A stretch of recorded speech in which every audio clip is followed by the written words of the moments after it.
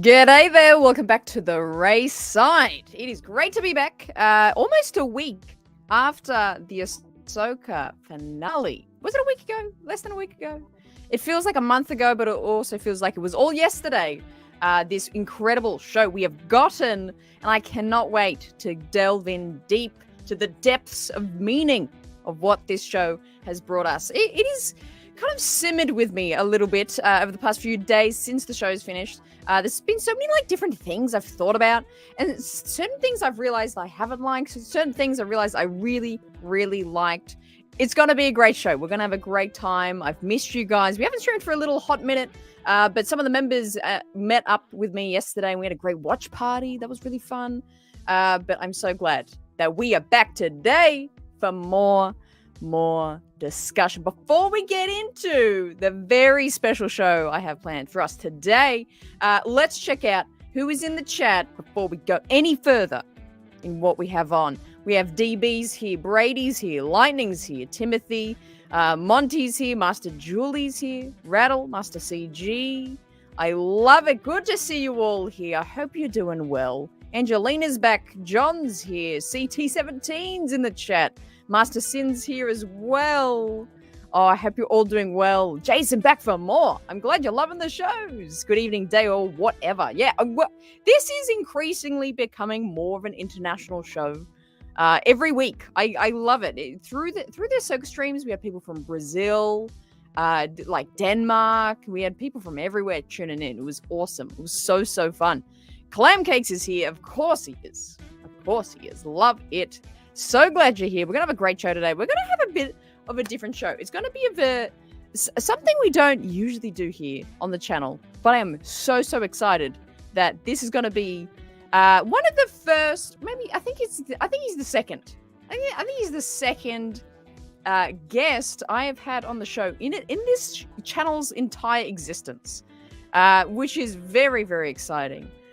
We are going to have a special guest join us to help us break down, understand, and go into the depths of the meaning of this show of Ahsoka. We're going to talk about some of the themes, talk about the Force. It's going to be so good. So chat, please make sure you welcome our special guest for today. I'm one with the Force, and the Force is with him. Welcome to the chat, Din. Oh, there he is. There he is. Hey, good day. How you going?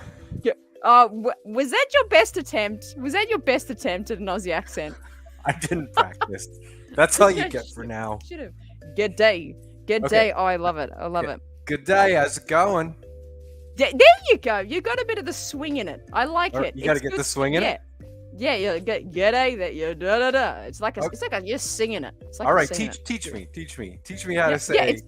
It's like you're throwing something. Good day there. It's like, there's like a beat in the middle. you get it? No. This Do one more time. Good day there. Good day there. Yeah, there you go. Yeah, it's like a whiplash. There you go. Good day there. You gotta cover. Yeah, there you go. That was better. Oh, this is going to be such a great conversation. Now, Din, why have I gotten you on the show? I'm going to answer my own question first before we talk to you. Din, we have known each other for actually quite a long amount of time. It doesn't feel that long, but we've known each other for a few years now. And you have an incredibly in-depth knowledge of the Force in Star Wars, and also the meaning of the Force in our real world, and what that means, and translating Star Wars to meaning something more in our real lives. And it's very, very fascinating. We've always had such great conversations about the Force. And so when I came to this show, I thought, you know what? We need this guy on the show to tell us what Ahsoka was all about. So this is why we have Din on the show. Even Star Raptor's in the chat. I love it. But Hey, people Chris. welcoming him in. I love it. So, Din, how about give us a little summary, a little synopsis. The Iron Landing. Can't beat it. Give us a synopsis, or a little sweet summary of who you are, what you do, and what do you do in this world? I like to play with irons randomly. They're just laying around. I actually did. This actually was just laying around because I have to iron shirts when I make the band shirts. I do that myself. Oh yeah, the band shirts. You gotta use wax paper and then iron in the paint to make it really get in there. There you go. So that's what this is doing here. It's practical. I wasn't Love just it. planning a Last Jedi. It's good decor. I'm improvising. Yeah, That's what I do. Yeah, there you go. You improvise. Yeah, I do music. Yes. Tell us all about it. it. There we go. Oh, I don't know. It's really hard to talk about myself and music. Like, what do you? I've made like 8 albums. Made like 8 albums, 5 with the Souls, SOLES, and 3 as F105, and toured the world. And one of those shows was with you. Absolutely, it absolutely was with me. Yeah. So actually, you're I a like muso, to say that creative. I play music and travel the world to give people joy and bring people together. That's good. The best way I can. Good. That is amazing. I feel like that's a good like sentence of it. I love it. But as you hinted, we've actually played some music together. We've actually had a little number together back in 2022. It was, what was the month? I don't even know. May? I don't know. Back in March. Celebration. March. There you go. March. Celebration. No, May. Anaheim. May. Is it May? March. Whatever. Yeah, the late May. Late May. Yeah. And there's a lot of context to how we got here, but we got here, of course, our mutual buddies at the SWU, doing a live show in Anaheim inside of a real IHOP.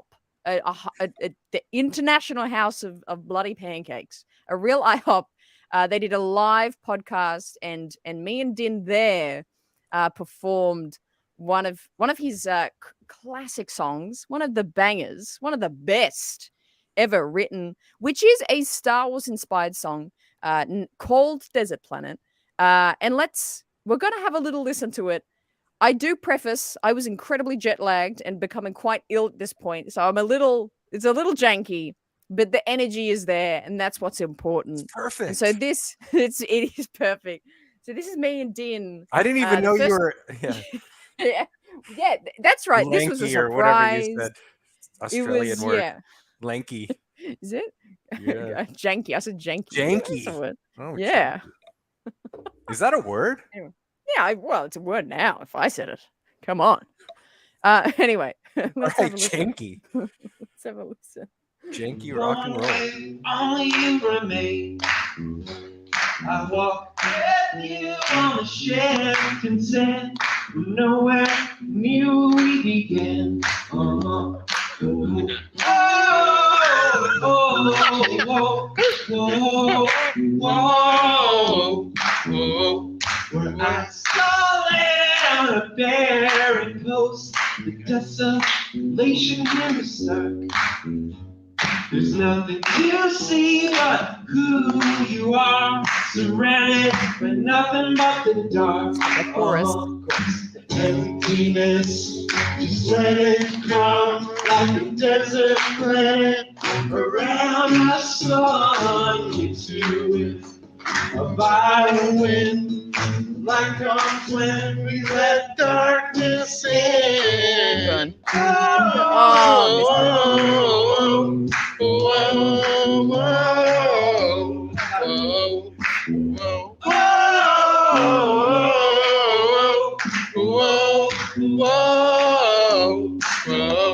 Oh man, we'll pause Oh, it the there. next line. I'll- Come on, we got to see the next, like the next 20 seconds. Yeah, I heard what you want me to do. I just can't get far enough from you. Oh no, if there's a chance we'll never come back, I don't think I'm capable of that. Uh-huh. Oh, oh, oh, oh, oh, That's a bit weird. Keep going. we walk alone on a bed and close into the cave of who we are. Uh-huh. There's nothing to see but who you are, surrounded by nothing but the dark. Uh-huh. The emptiness, just let it come like a desert planet around the sun. Actually singing it. A violent wind comes when we let darkness in. Oh, oh, oh, oh, Oh, it was something. That really is singing it, isn't he? Giving her. Oh, I love it. I love it. Actually, I'm going to link that video down in the description below as well because it's a classic. It's tied can't as my beat it. #1 favorite live moment ever. So there you go. Number one. Yeah, it's That's tied pretty- with I'm #1. up there. There's up another there. #1. Oh, damn. 5 stars in the chat from Lightning. That Thank is you. something. There. It you. is something, Jason. It is something. I love it. But anyway, so there's a little insight of that was actually the first time we had like met in real life as well. Like that experience, and then we hadn't practiced that or anything. We did some music together. It was awesome. It was a brilliant time. Yeah, you were that's you were at the Kenobi premiere, That's not why I was at our late. show. But then you Very you funny. messengered me. Oh, I can play. Yeah. I could play your song note for note. So as soon as Yeah. you sent that, I asked Dom, we have to get her up to play that. It's so good. At the end, It's yeah. so good. What a time. Grammy coming in. Here we go. Grammy coming in for that performance specifically. I love it. Needs an award. I love it. Okay, well, let's get into the discussion. Let's get into it because we're here to talk about Ahsoka. Let's get the background music back in again as well. Gets the mood going. We're going to be talking about Ahsoka. We're going to be talking about a lot of them. There's a lot of depth in Ahsoka that we'll get into a little later in the show. Just kind of the episodes and what we all thought of it. But I want to get into the depth of what this show was about and what we learned about this show. So before we get into that discussion, Dean, I do want to know just your overall thoughts about the season as a whole. Just what it made you feel and what you thought of the whole season. My tea is cold. Oh, gee. I didn't press the start. on button on the kettle. Okay. What did I think of the whole season? I thought it really touched me in ways I didn't know it was going to touch me. That sounds... Yeah. No, I get what you mean. There's many meanings to it, but we get what you mean. I'm kind of lost for words, which is odd for me at the moment. I haven't really quite thought of what the whole thing means to me. But yeah, this is what it means to me. It is everything I hoped Star Wars was going to be when Disney bought it. Ooh, from Lucas. yeah. I like that. Which is, I like that. I wanted Star Wars to start going somewhere exciting and out of the box where I didn't know it was going to go. I wanted it to truly just go somewhere that you couldn't come up with in a fan speculative theory based on what you knew that came before, because that's George Lucas. Every time George did something, right from The Empire Strikes Back, that was panned by so many critics, and they wondered, why it wasn't like the first movie. He's never really repeated himself, and it was always kind of a leap. Sometimes it was like a quantum leap, from the OT to the PT. The whole thing was not what any of us OT generation people expected. You know, I saw Mm. Return of the Jedi in the theater in 1983 when I was like 6 years old or 7. And I cried when Yoda died. I remember that. No. I remember looking over at my Oh, dad no. when Luke and saved Vader and Vader saved Luke, and it was kind of a touching moment to look at my dad and kind of know that was what was important about that story, that you save, you can only really be saved through love. And then the Clone Wars was another paradigm shift and a quantum leap in what you thought Star Wars would be. And I wouldn't say this is quite that much, but it's the most since Disney bought it. 100%. 100%. Yeah, I'll totally agree with that. Yeah. That's really just in the boldness to set up, we're going to go completely to another galaxy and set up themes and even a threat, which I think is going to go beyond the ST. It's probably going to tie into the Rey movie because everything's going to be connected now. And then what they did with the Force was what I've wanted most of my adult life, since I really became, like, I think, kind of a serious student of spirituality, which is kind of an oxymoron because I'm kind of a goof. But I do take my studies of spirituality pretty seriously. That's what I do every day as a hobby, spirituality. Oh, I love it. Yeah, definitely. And I think there's something, I definitely agree with the sentiment of this is probably the closest to what I expected when we were getting new Star Wars, Disney Star Wars, we're getting new content and movies. This, like, I think it needed to expand in this, probably this way that this show has, probably earlier. Not to kind of diss the previous content too much, but more of like the Force focused here in this show. I was like, this is what we should have been getting, and we had been getting for like the past like 10 years since Disney having it.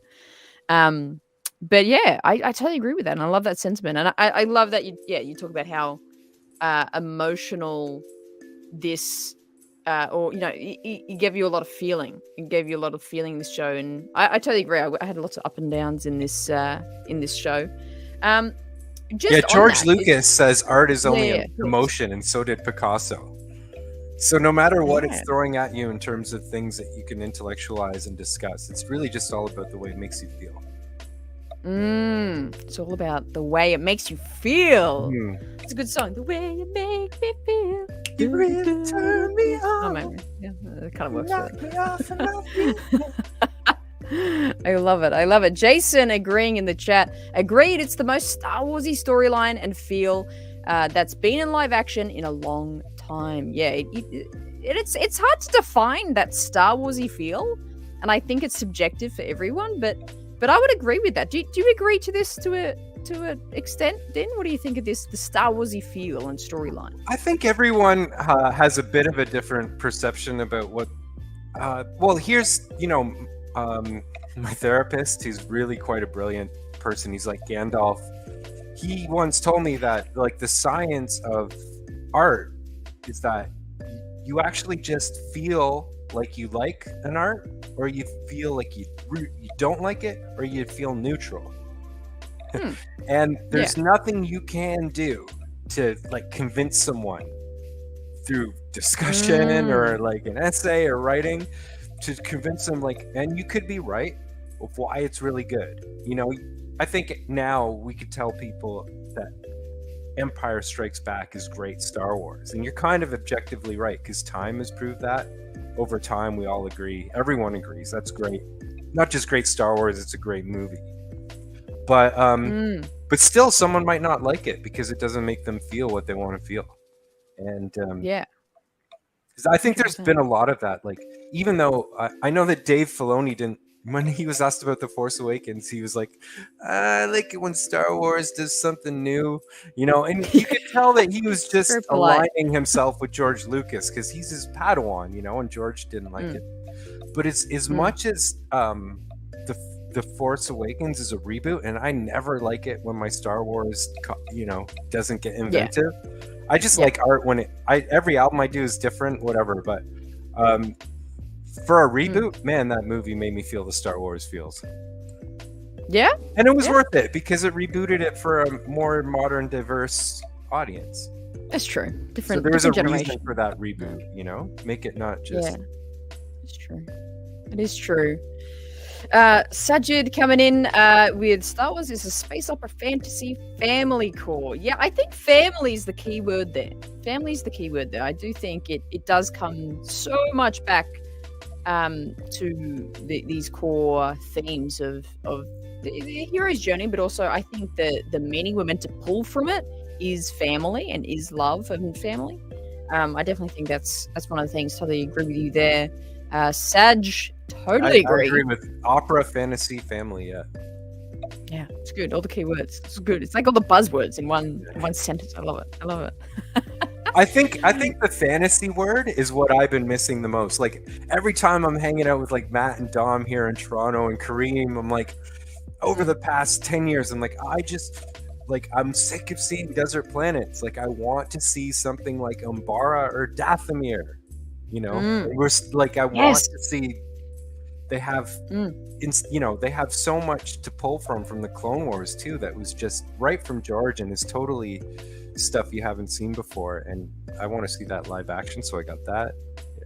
I think the thing that I wanted most out of everything was to see Hayden. Yeah, 100%. And like, I think, I mean, I don't even have a direct question to that, but I just want to, we should just talk about it because that was such a monumental thing for him to be in this show the way he was. It was incredible to see him in those few moments and scenes in Kenobi. That was really amazing. But this show really took his character and did something and showed something with Anakin character.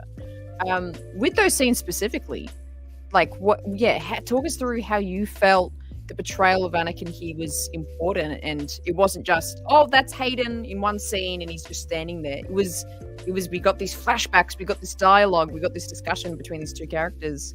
Why was that important? What made that so good? Well, Anakin quickly became my favorite Star Wars character during the prequels because when I was watching them too, I was in my 20s and still not emotionally balanced yet. I don't think, especially men, I don't think that we're emotionally mature adults until we're at least mid-30s. And we have those issues that are represented by Anakin. Maybe, they're hyper expressed through Anakin. I don't think any of us are getting angry and murdering whole tribes of people, including children, but we have the inner turmoil of Anakin. So many people have the inner turmoil of Anakin, and they feel lost, sometimes. And to have something like the prequels help you with that lost feeling and help guide you, by seeing what choices not to make, what choices maybe would be better ones to make in your life. And then but he's Canadian. He went to school not too far from where I lived, and people around knew him as one of the best young actors, locally. And he was like the head Unionville, I think it was Unionville High. He was the head of the theater there. And we just all felt like he was a little not shown the best that he could be. Although I will say by Revenge of the Sith, for the most part, he was shown, like, I love him in that. But I think there was a lot in Attack of the Clones which just wasn't showing him for his acting qualities that he has, which I think can sometimes go beyond even good into the sublime. Like, if you haven't seen Shattered Glass, where it was filmed maybe within a couple of years of the prequels, I think before Revenge of the Sith. That was his other one. Yeah, he plays a real life character who made up stories for the Republic, or I can't remember what. It's like the official political magazine in the States, like the Republic or something. And this guy made up all these stories, and he eventually started to get caught. But when he was getting caught, he tried to make up more. He made up he psychologically deteriorated in front of people, in that, like, Hayden's portrayal of him as he slowly gets found out and he psychologically deteriorates was sublime. And his to me, he was like a young James Dean. And even Life is a House, which was shot after Attack of the Clones, and he plays a young emo kid with father issues. And it was filmed, and it was released. It was filmed before Attack of the Clones and came out. And when you compare those two movies, he just wasn't shown as well as he was in like Life is a House. And I was so hurt, by the way he was treated in fandom, and people like Ahmed Best and Jake Lloyd as well. So Ahmed's return really made me happy, and to see him so well written and so well acted, but not just that, but playing such an integral part in the bigger ideas that George Lucas set up in the Clone Wars that he trained Filoni with.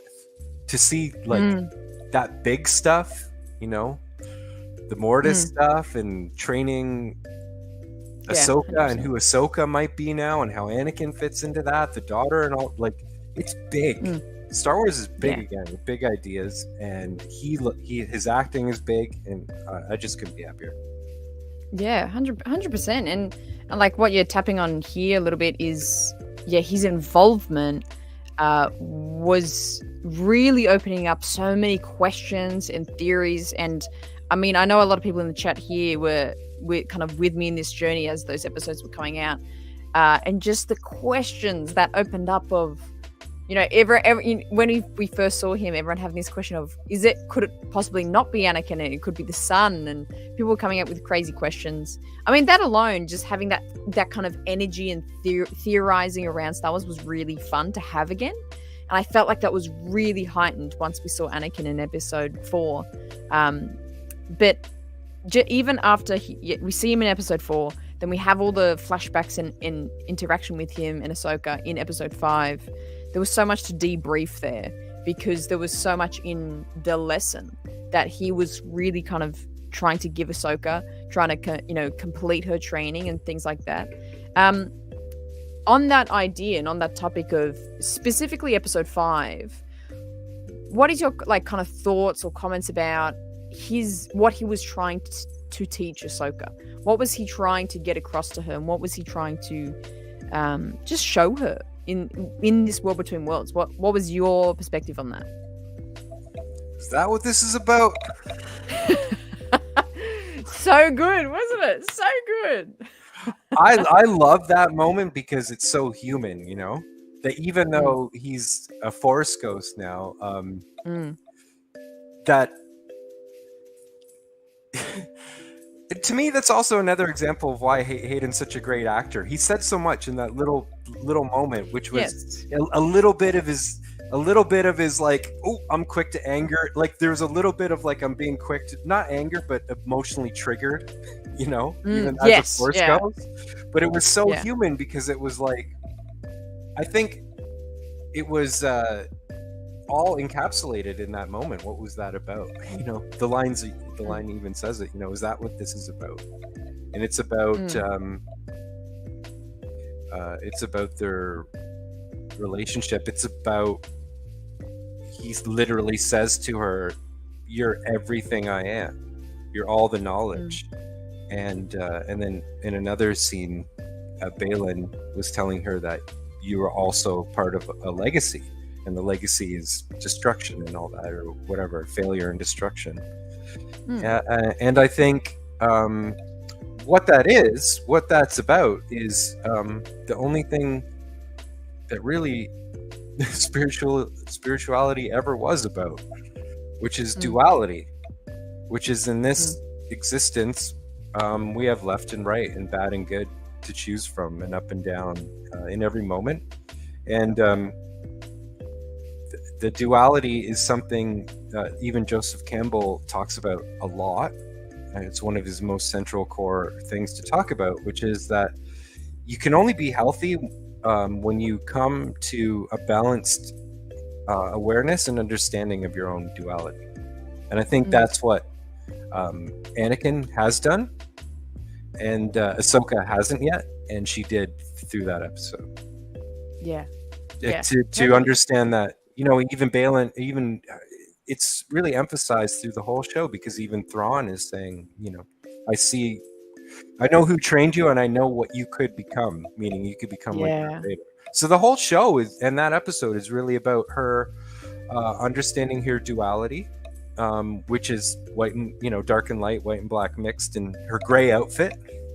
And still processing that, and through that knowledge, as she says, as Ezra asks her what she's looking for. This is all connected, by the way, and very intentional. When Ezra says, "What are we doing by going to Malachor in Twilight of the Apprentice?" Ahsoka says, "Knowledge."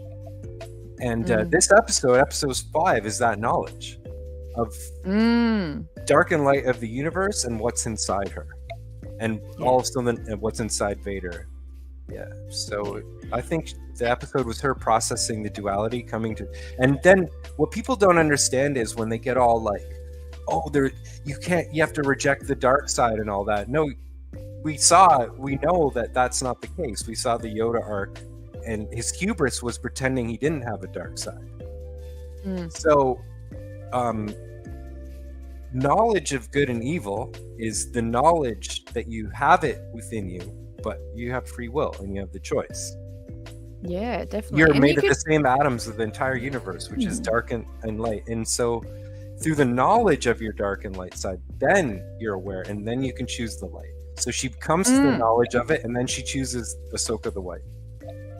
She chooses. I love that. And really, does that make sense? Yeah, no, that does make sense. And it was so symbolic as well in all those things of like her outfits and even her portrayal of her character of those. It was her choice. And and I think when she threw the saber, she made a choice then. That was the moment of the choice for me as well. Brian has a great kind of comment here. Episode 5 was very curious. Was it a training moment, or was it a test, like Luke's test on Dagobah, or both? I would say a bit of both. I think it was a testing moment. I think the training is testing, a master testing their Padawan. It was, but it was the ultimate test. It was like, it was live or die. It's the live or die test. They're not fooling around anymore. Like, you're either gonna pass this test or you fail, and you're here with me. Yeah, 100%. Going into that duality, says Jason, the difference with Balen and Ahsoka is they are both looking for that balance, but each with looking at the opposite side of that same coin. It again opens up this conversation of there is gray, there's duality, but then there's also a kind of a scale, a sliding scale between those 2 points, in my opinion. And you're totally right. Balen is kind of in the same kind of conversation. What is he needing to understand of light and dark, and what does he understand of it? I think he was such a fascinating character in that sense, of just his perspective of the Force, and his perspective of the Force wielders being the Jedi, and what his kind of later comments on the Jedi Order and what was good or bad about them. What do you think he did about the kind of, not comparing, but just having Ahsoka and Balen side by side, both of their approaches to the Force, and what Jason's saying here? Well, I like what Jason's saying. The only thing I just sort of reiterate what I was saying was that I don't think Ahsoka is the opposite side of the same coin. I think she looked at her both sides and then chose which one she wants to come from going forward. But Balen, and more consciously aware of what kind of thought, word, and action is light side. And whereas Balen's a classic Star Wars character in the sense that George always maintained, the whole, no one, depending on their belief system, they don't do anything wrong or evil from their point of view of their belief system. So Balen has some sort of belief system that we don't know of yet, but whatever it is, it's convinced him that murdering people in cold blood, defenseless people, like he did in that first scene when they board the ship to free Oh, what's her name? The What? first scene of the whole show. You know, Of I'm just blanking on I can't even remember the first scene of the first episode. the girl. the Sabine. woman. You talking about No, Sabine? they have to free her. She's captured on the Republic. Oh, ship. Morgan Elsbeth. That was the first Why was scene. I That's it. blanking That's on it. this Yeah. name? Sorry. Wow. Jeez. Sorry. Morgan Elsbeth. I forgot I'm that getting was old, the first. maybe. That was I forgot that was the first scene. There you go. But just right from the start, you know, it's showing that he's making evil choices, but he thinks he's doing the good thing. So Yeah. 100%. Lightning coming in. We still don't know Balen's ultimate motive and goal. Yeah, like that's still fairly ambiguous to me. Like it's kind of he's searching for he was talking about wanting to stop it all and end it all for like Lightning Slug. Isn't that a great name? Isn't that a great name? See, I got the greatest chat in the world. The greatest names. Oh, I love it. Let's see what. Yeah, see people getting the Morgan. Thank you. It was Morgan. I don't know why we both couldn't get it there. That was hilarious. Yeah, I'm just getting old. I don't think Ahsoka is going for balance. She represents the far light side, daughter, and Morai. And you know what? This is probably a good time to segue because I think we could talk a lot about the Mortis ideas in this show. That was really, it was really only shown in the final moments of this finale episode.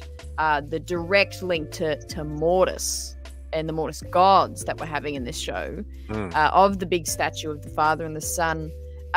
Let's talk about them. Because I know you probably have a fair few thoughts on the Mortis arc of Clone Wars. A few, yeah. Yeah. So talk us through how is this being connected? How are we connecting Mortis, the Mortis Gods, what happened then, what we know of from Clone Wars into this show? Are we seeing Anakin become the father? There's so many questions here, so I'll just take it where you want to take it. What is the connection with these Mortis Gods? Well, again, I'm just going to riff on what Lightning Slug said, that he doesn't think it's balanced. And I've really kind of consider it my mission in life to express the same idea. Why I'm so happy is the same ideas that I'm trying to express in my art and music are in this show.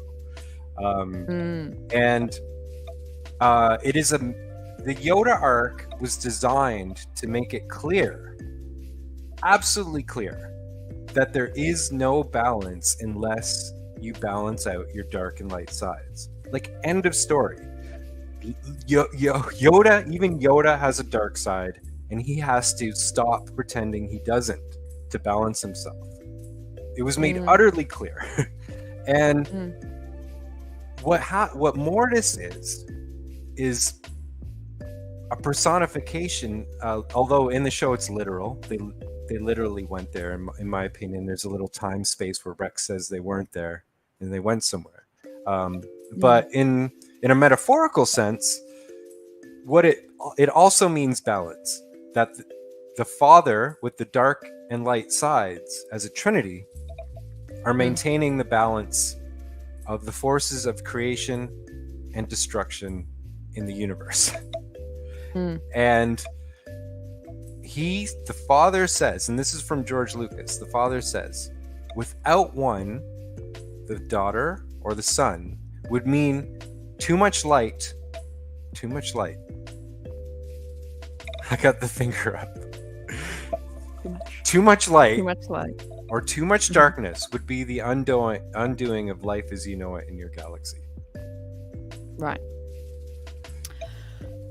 So the father, son, and daughter had to then all die. Yes. Yeah. Well, that's because what I if one was arc. died, Anakin, when the father was dying, he told Anakin, do what you did with the galaxy as you did here, and you will save your galaxy. Because for it to be balanced, once one was dead, all three had to be dead. Had to die. Because then it would be too much of one. So now there's like this vacuum, right? And that's what I always wondered. Like in the Blu-ray special feature of the Mortis trilogy, Dave Filoni said, "We're not going to explain this to you. because that takes away your facility to think about what it is that we're trying, what it, the thing about Dave Filoni and making that decision, and George Lucas and whoever it did, was it reminds me of the line from the Bible, seek and you shall find, that knock and the door will be open to you. It's like a very esoteric saying, because it's saying like, you can't really know something unless you do the work to seek and find it for yourself. So Mortis kind of does that. You have to think about balance. You have to think about what dark and light means. And you can't really avoid it once that's made in Star Wars. And so there's a vacuum now. And I always just thought, oh, wouldn't it be cool if, like, Luke or Anakin became the father, and then Ahsoka was the daughter, and someone was the son, and it was like they had to retire to Mortis to maintain balance in the galaxy. Like, that's what I feel is going on. Like with the last shot of Balen on, I think Balen. It seems clear to me that when he says, it's so perfect actually. Like, it's so perfect compared to like all the other spiritualities that Star Wars takes from. Like, all the symbolism they're using is all like the same that's been used everywhere else. And when he says the beginning, the power that he's after, he's talking about like in the Bible it says, I'm the Alpha and the Omega, the beginning and the end. It's like God is saying, I'm everything. So like what Balen's saying is he sort of wants to be God and be everything and start it all over again. He wants to control something like Mortis so he can control the whole thing. And I think by saying the word beginning, that's the key. That's a clue word into what he's after. And when he says like, oh, she's a Jedi to, about Ahsoka, when Shin asks, he's like, I trained to be something more. Well, what more could that be other than something like the daughter? That's it. That's a great question. But, but in that sense, so you would saying, could Shin be the daughter? Would Shin not be in the place of where the sun is, which is the dark side? Right. Sorry, I'm just... Yes, of course. Right? It's not gender... The dark is not gender specific. Yeah, the lights and dark are not gender specific. Yeah, that's not what I meant, but of course, yes, I'm just being... Right? So good. It's so fascinating. It's so fascinating. Let's go to chat here. What are people thinking of it? Jason coming in again. I think the whole thing with the Mortis Gods, they aren't going to have a replacement for the son and daughter directly.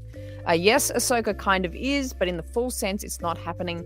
Just a balance. Yeah, I could see that happening. It's not like they're gonna live on Mortis forever now, but it's more of a symbolic. There is gonna be a need of balance. In the Force, and we're going to see that explored maybe a little bit. Agree? Disagreed? Do we think, is it a direct? I mean, I don't know. I don't write. I don't write the show, and I can't really predict. It just seems that. I mean, it just seems that if he goes to Mortis and takes place of one of them, then you do have to have the other two for balance. But that's if he does. But I just think the kind of this Lord of the Rings Argonath statues of the father and son with the daughter's head sitting at the end is kind of telling you we're going to Mortis. And fair enough. And the other thing is, I've heard some speculation about other characters, but I won't go into that. But there could be they have to address the mother in today's day and age. Yes. See, the first Trinity we know of, the first I put in quotes because I personally think the story of humanity goes back a lot farther than we think it does. But the first mythology we have of a Trinity, you would say, you have Vishnu and Shiva and Brahma in India. And one is creation, one is destruction, one is maintenance or balance between the two. And then, one of them is female. But I won't get into it, but there's a reason that through thousands and thousands of years of history, from matriarchy to patriarchy, the female was taken out of the Trinity. And I'm not gonna I'm not getting like religiously political. I'm just saying it's a curious thing to me that when females are missing from the Trinity, because the oldest Trinity we have from Sumerian culture has Anu, God, and Enlil, and Nimki for their Trinity, and Nimki was a female.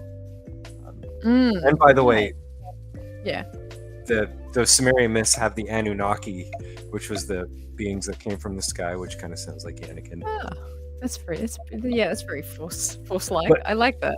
But also, here's where I'm going with that.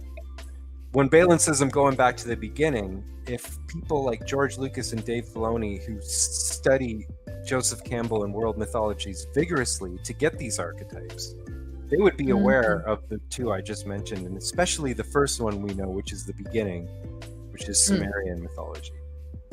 Yeah, and I think George, like you're saying, like he took so much from that and just put it in probably perhaps a more consumable way, and in a more in a visual way as well. It's probably a lot easier to, I don't know, consume, to think about and understand. But the chat has many more questions here. I love it. I hope it. That's really fun for me. Yeah, it's really fun. Yeah, it's cool. It's good. Second Sons of Mortis, very timely name. I love it. I always thought Maul was the reincarnation of the sun. I'm kind of leaning that it's Luke now. That's an interesting take I have not heard before, to be honest. The Maul idea is interesting, but I can't place maybe where the trio would be for him. And he obviously at this point of the timeline he's not around. But you're saying you always thought it could have been Maul. It could be Luke now. That is very interesting. But if the trio, if it's Luke and Luke and Leia and Anakin is an interesting concept. I like that. It's interesting. Food for thought. Well, I think that Sam Witwer did the son's voice, right? And sometimes he intoned even like he was Maul, and sometimes he intoned as he was Palpatine, etc. So yes. really the son would be a personification of that type of archetype, because even in Rebels, the guy that the Imperial that was studying them and talks with Sabine, and they say, what are these? Well, they're archetypes. So the sun is an archetype for Maul, for Kylo Ren, anyone that goes in that direction. Yeah, right. Yeah, for sure. And I think it's really funny you say that, because like I mentioned with a couple of the channel members here, we did a watch party last night of the Mortis arc, and we watched it all together, and they had some great thoughts. And DB, I think he's still in the chat, pointed out he's going, the sun just keeps sounding like Palpatine. He kept saying that. We all went, oh yeah, he does kind of keep sounding like Palpatine, and the Maul voice kind of came out a little bit there. So that makes total sense there, as you said that. So I'm like, oh wow, that's probably the point. I think. Sorry, what was that person's name? DB. I think because I can't see the chat. How come I can't see the chat? I don't know. It wasn't my fault. I just see a private chat. I guess it's very private. I can't see it. You can switch it. It's this private chat. I'm only like a host, live chat. Guest on the show here. It says private chat, and then it says live chat. It should say live chat. No, I got no live chat. Oh. Well, maybe I have to log in to see it. Oh, it's on the site. It should be on the site. It should be on the site. I'll just keep bringing them up. It's okay. Okay, keep bringing. I would love to see the chat, but it would also be very distracting. But I love it. So, what were we talking about? We're talking about more. Who's who is the sun, and we're going on this. Depends on the moment. So I think during the Mortis trilogy, Palpatine is definitely the embodiment. Like Palpatine is the manifestation of the sun's energy in the galaxy. More than anyone at that time that they're doing Mortis, right? Because Palpatine's on the rise. So I would imagine, if you were to go to Mortis now, maybe the sun would have maybe more of a Kylo Ren tinge or something. But yeah, because what I love is that in the show, it's not an allegory. It's literal. They went there, and those are actual gods. And what I love is that when the father says, "What happens here will happen in your galaxy," so Yes. there's a Yeah, he literal did. Yeah, connection between the Yeah. two.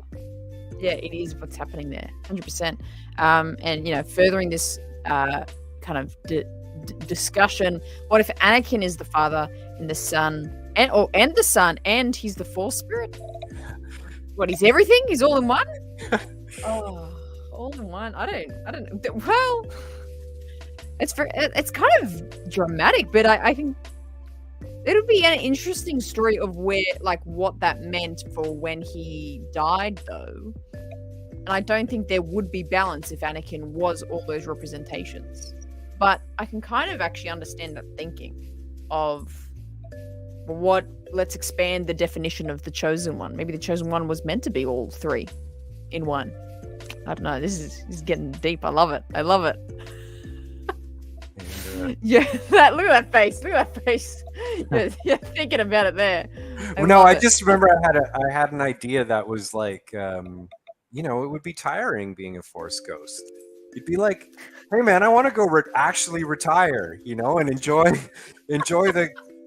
the condo and sell the house and spend time at the beach. Mhm. But here I keep having to appear to you waterfront humans house. who don't have your stuff together, and I got to keep giving you teaching advice. a lesson.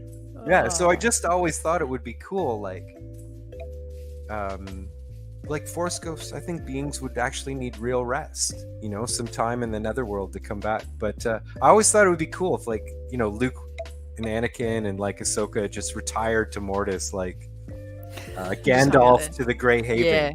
Oh yeah, 100%. Like if Star Wars just ended we've done with our that. bets. We've done all we need. Yeah, Come on. Palpatine's defeated, I and like we're it. gonna just retire to Mortis and let you Yeah. guys be. I love it. More on this Mortis thought train.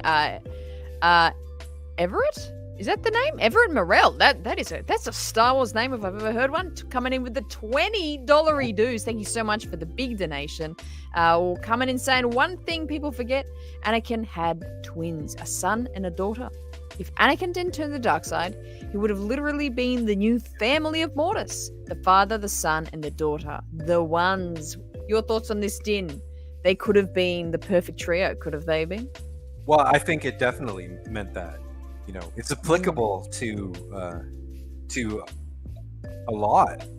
There's other ones, but yeah, it's definitely that one. Yeah, I 100%. And some part of me wishes a little bit more of the perhaps sequel trilogy. Are you going somewhere? I have a 2-second emergency. Okay. I forgot to bring my That's right. power adapter into the room. The computer's gonna die. Okay. It's so chaotic. I love it. What the hell was I going to say? Yeah. So I kind of, and I maybe, did I tweet about this? We even talked about this the other day. I kind of wanted the sequel trilogy to be a bit of this, of Luke and Leia having to balance out the galaxy.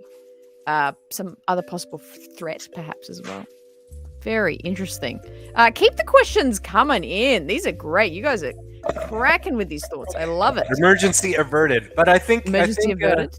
Yeah. Everett had a point. It's like it's just Yes. applicable to so many things because it could be Kanan, Ezra, and Sabine.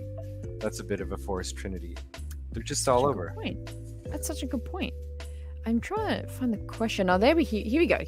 Question coming in from Max. This is a great one from a little earlier. What do we think Balen was looking at? The glowing light looked like the temple on Mortis. Yes, the little light. Do you have any thoughts on what the little light was we saw in Ahsoka? Well, I just love that. It's no secret really that Hollywood writers steal a lot from ancient civilization, ancient alien kind of theorists and stuff like that. Just I'm really into all that stuff, and I don't mean like I mean like I'm seriously into it. I'm not like someone who watches Ancient Aliens and believes everything in that. Like I'm a real researcher, and I think that the writers of Star Wars have always been too, and there has been so many pyramids, mountains. Like it looks like a mountain, right? But really, I think it's a pyramid. Okay. the world's largest pyramid that people don't know. Everyone, even the authorities, were stopping archaeologists from looking at it in. Oh, jeez, it's gonna come to me. Oh my god. I'm such a horrible guest tonight. I can't remember anything. What is wrong? You've gone such a great train of thought there. It's so good. Just let me Google for a bit. It's in Europe. It's in Europe. It's this big mountain, so it's like twice the size of the Great Pyramid, and everyone was convinced it was just a mountain, and there were forces that were trying to stop people looking at it, and they started digging up, and they found it is a pyramid. So I just like that it evokes stuff like that. Yeah. And then there's all these theories that even Tesla was on about the Great Pyramid being something that conducted electricity, and with the whole beam coming out the top. I just personally love that it evokes stuff like that. So yeah, definitely. It is very symbolic. So what is it? Wait, I just got to finish. But the biggest tie-in is, sorry, because I say all that unless I do the point where I'm going to. Yeah. The other theories out there are that like the Great Pyramid is a portal, and so there's and it's implied in the math and the geometry. I won't go into that, but it's not even implied. It's a fact that the Great Pyramid is actually supposed to represent a double pyramid. That sort of represents the Hermetic saying, "As above, so below." So there's the pyramid shape that you see above ground, and then this pyramid shape that it implies below ground. And that is Mortis. Right.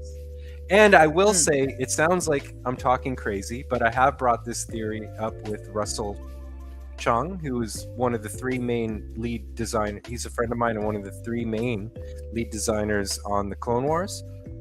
Lead designers. And Dave Filoni he's kind of been like a mentor to me with meditation and stuff. And Dave Filoni would give him stuff like the Mortis designs because he knew that Russell knew a lot about this stuff. And when I asked him about the double pyramid thing and Mortis and the whole portal thing being based on kind of the Great Pyramid and all that, and he was like, yeah, he thinks I was onto it with that. Yeah, right. That makes total sense because it is that shape. Yeah. Yeah. To make it so the math, the Earth isn't a perfect sphere. So the ratio from the equator to the North Pole, like the circumference, and then the radius to the North Pole is specific because it's not a perfect sphere. It's a bit wider at the equator. The Earth bulges. So the math of the Great Pyramid implies that it's the exact 42,000 scale down indication of the upper hemisphere of the Earth. What? Oh, is that like so? It's It's not. The Great Pyramid. It's not spherical. Sorry. Yes, I just wanted the Great Pyramid is saying that we know the size of the upper hemisphere of the Earth. So then the implied pyramid that's below it would be the lower hemisphere. That's a whole other thing, but I just love that. What I'm saying is that what he's looking at is a portal to Mortis. Yeah. That's what he's looking at. He's looking at it's a portal to Mortis. Yes. Oh, I like that. That's because they base everything on stuff from the real world, and they've always been doing this stuff along the Hermetic lines of Egyptian stuff and pyramids. Even Malachor and all that. I think they're using it as one theory, like Tesla was that the Great Pyramid was an energy conductor, and I think that is what one of the uses of it was. One of the theories is that it's a portal to connect you to Source, Force, God, and so I think they did the energy thing with Malachor, that you could use that energy to create a destructive weapon, and now I think they're going to do the portal thing. That's just my speculation based on. I like that speculation. I think it's needed. And I think it was left on, and Dave probably purposely did this, left on such a big, ambiguous note of this, what you decide, and I guess theorize and talk about what this is and what this means. I think it opens up all these questions for it. I just want to point out that Oh yes, He even paraphrases "as above, so below." When Father says, "What happens up here will happen in your galaxy." I think there's kind of a real, Hey, there's really interesting dialogue there. Yes, yeah. I think I know what you mean. originally Gary Kurtz said, our job was to take Eastern mysticism, like Taoism, and turn it into the Force. Life force is a term used in the East. Life force is also a term used in the Hermetic beliefs, which is the Egyptian stuff. So, and then became Greek, and they called that hermeticism. Hermes was the Greek name for the Egyptian god Thoth. But so I think, Dave, my theory, based on not just this, I would have to talk to your head off for about 10 hours, but based on everything that all the symbols he uses, I think his point of view is to add hermeticism. Right. Yeah. Right. Yeah.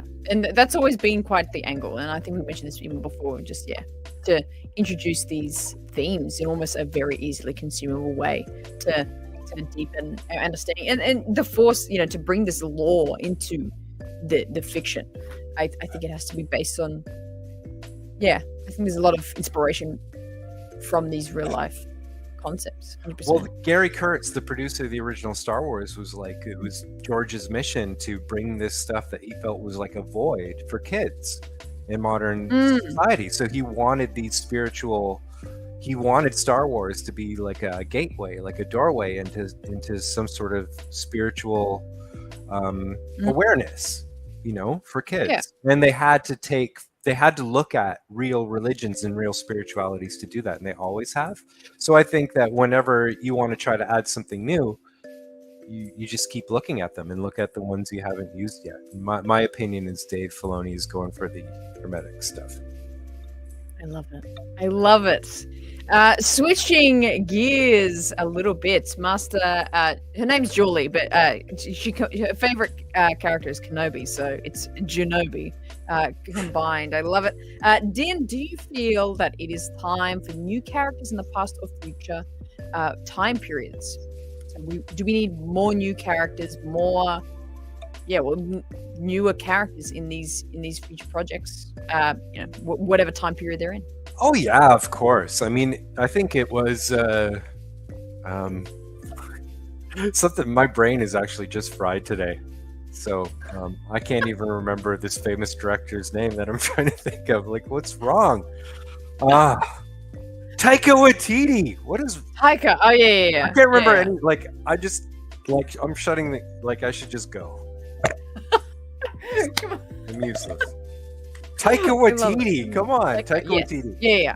On like I can't remember what show it was, Jimmy Fallon show. I think he said, like, if Star Wars was gonna grow, it has to go somewhere new and go somewhere with totally new characters. And I think he has a point.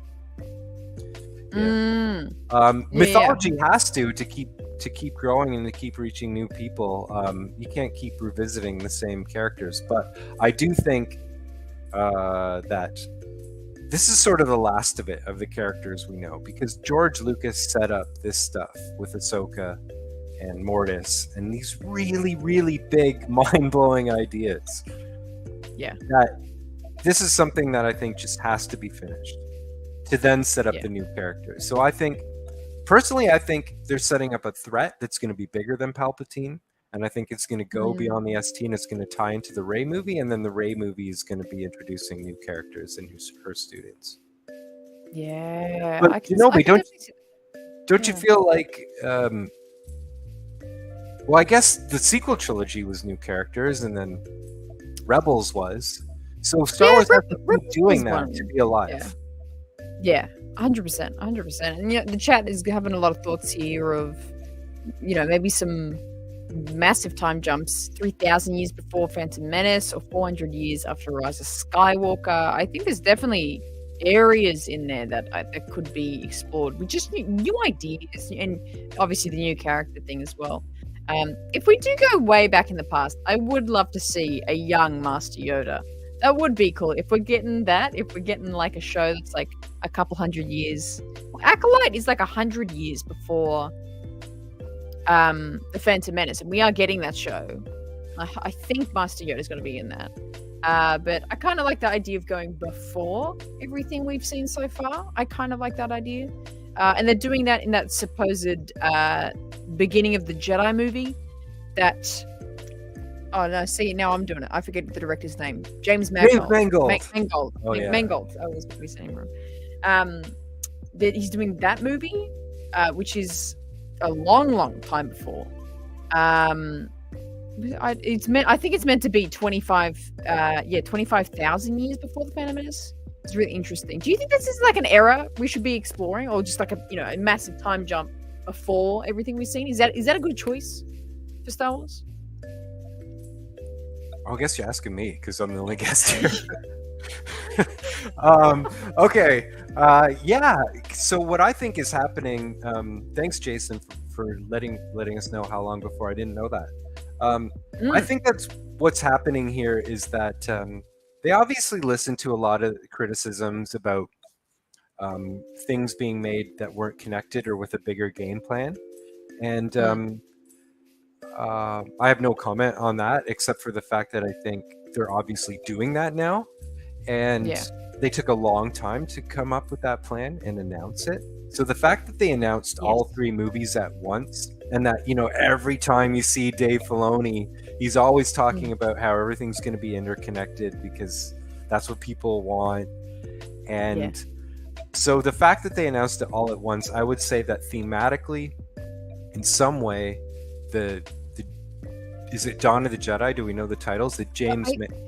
Yeah, that one. I don't know if that's the title or if it's just like that'll have the Prime Jedi in it, and that'll actually, on some level, they'll all be sitting down now together, going, how does this Mandoverse, and how does the Dawn of the Jedi film, and how does in the past, and how does the Mandalorian culmination movie that's going to happen, and then how does the Rey movie? How are these connected? Yeah, I think absolutely. I think that I would even just guarantee, like, I would bet all the money in my bank on that they've had that conversation now, and they're all going to reflect each other. Yeah, and I think you're so right. I think that's what fans want. It's what I want. I think I enjoy when it's all connective.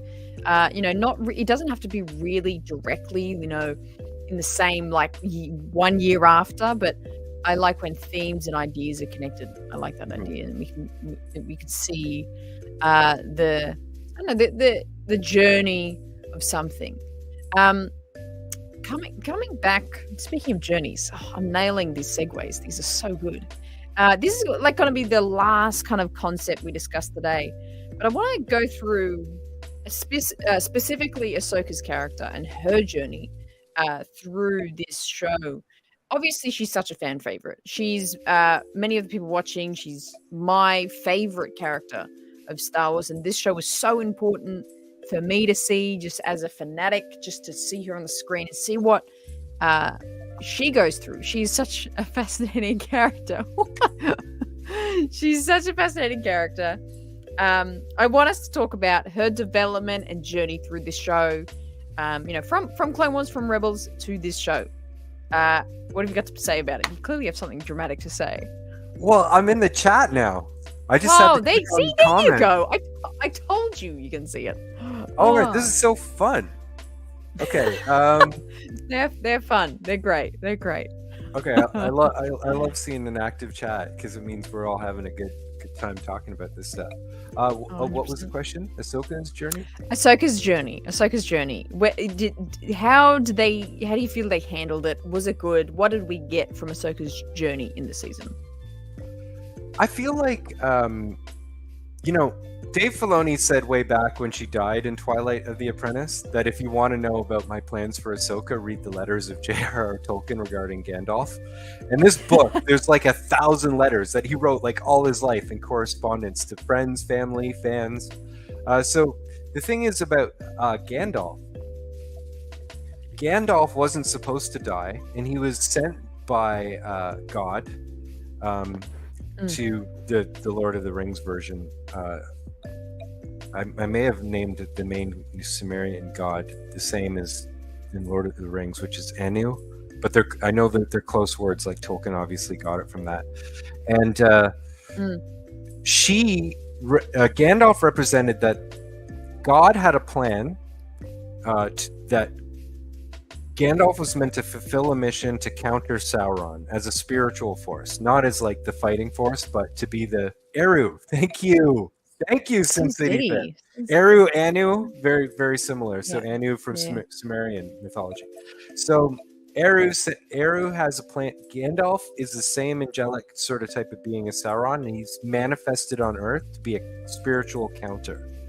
And the plan, Tolkien writes that it doesn't go as planned, and Gandalf shouldn't have died. And then so he's sent back, and Tolkien called it an adjusted plan. So what I think Ahsoka is that the Force had a plan for balance through Anakin, through all this stuff, and it didn't go as planned, and she was sent back to be a spiritual counterforce to whatever the new threat is, because things didn't go as planned. So what do I think's happening with her, other than the spiritual sort of aspect of her understanding her dark and light sides and coming through with the choice for the light? Is that I think the show is setting up her as a counter to something bigger than we even know of yet for the future. Like, I could see her. Gandalf had thousands of year lifespan, right? Well, now that she has the daughter in her, does she have a normal human lifespan? Like, could she be like a Gandalf in the future? Yeah. Could she just age for years and years and years? It's such a great question. It's something I thought of only recently, being like, oh, like, she literally has the life force of the daughter inside of her. Like, that's why she's living still. And yeah, exactly. Like, does that mean, could she live for longer now? Is she going to be around for a lot longer? I guess why I'm excited is because Dave has written everything to be like, could be this bigger threat. It could be Abeloth. I don't even know anything about Abeloth. I've started to be introduced to her through, but I love that. We have to have the mother. We can't have a patriarchal trinity. We have to flip things on everything needs to be flipped now and reinvented, for this new age. So I love that that's where they're going. That we're going to re-question who the Mortis Gods are and set up a new paradigm. But also, I just think it's wide open. Like, Ahsoka could be anything now going into the future. The threat could be anything, That's what I think 100%. Happened in this show, and why I'm so excited. Star Wars just got so big. The canvas opened. Yeah. Do you think... Actually, just this is kind of going back to a conversation we had before, but do you think in episode 5, if she made the wrong decision with Anakin, going back to this moment, could she have died in that moment? If she technically, if we're in the story, forget about it's a show, how it's written. In the story, if Ahsoka chose to like give in to her dark side, feeling or thought, or she made the wrong decision, would she have died in that moment? Yeah, she would have. But yeah, it was life or death. It was life or death for her. And she chose life. I like what Sin City says. Yes, down with the patriarchy.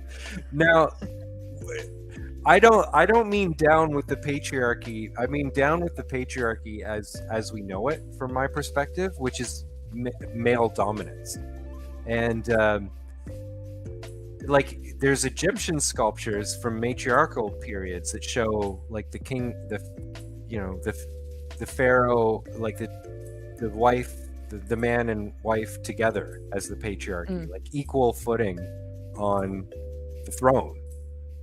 And that's, maybe I'm speaking more poetically now than literal, but that image is what I want to see for Mortis. Like, that, at least like that type of thinking, the father, the mother, that type of direction. That there's because they say that the matriarchy was actually a time when matriarchy and patriarchy was more balanced together. It was, and then it wasn't women dominating men. It was a balanced rulership. That's what I want to see with Mortis. Yeah, and I think there's so much there to be discovered. Robert coming in saying the mother could be Mother Talzin. Mother Talzin's such a great character of the Witches of Dathomir. She may have been cast off from Mortis, lived in Peridia, and left for Dathomir, all for dabbling in magic. I love it. Could she have been, so in past tense, could she have been the mother? This is such a cool idea. I always wondered that, but I mean, metaphorically, yes, she was the mother, so we just need to see more of the mother in matriarchy, in the whole god aspect of Star Wars, whether it's Mother Talzin or someone else. But I thought Mother Talzin died in that Jar Jar arc in the Clone Wars. Jar Jar? Was it that one? When did she? I don't know. It wasn't with the season that Disney canceled. So the last season. Was it Jar Jar and he has that girlfriend? Is that the one he has a girlfriend in? Yeah. Oh, I love that. Oh, I gotta watch that again now. Actually, that's gonna be the next thing I watch. Yeah, it's a good arc. But it could be Mother Talzin. I mean, but then Morgan Elsbeth got her sword. Was she gonna be? I thought, is she gonna be the new mother? I would just like to see them also flip the I'm worried about the paradigm of like female powerful Force people being evil witches. Like, I need that to be flipped too. Yeah, 100%. Witches are good. It's good witches. Are you about to play us a number? About to play us a little something, something. No, I'm just holding it for comfort. Oh, okay. I like that. That's a good vibe. I like it. Elegant weapon for a more civilized age. Before auto-tune. It's so good. And AI songwriters. Oh my god, I heard a John Lennon. AI did a John Lennon song. I had a dream or something on YouTube. My friend sent me. It was such a good song. I want to cover it. Is it? The only thing missing from it was the human.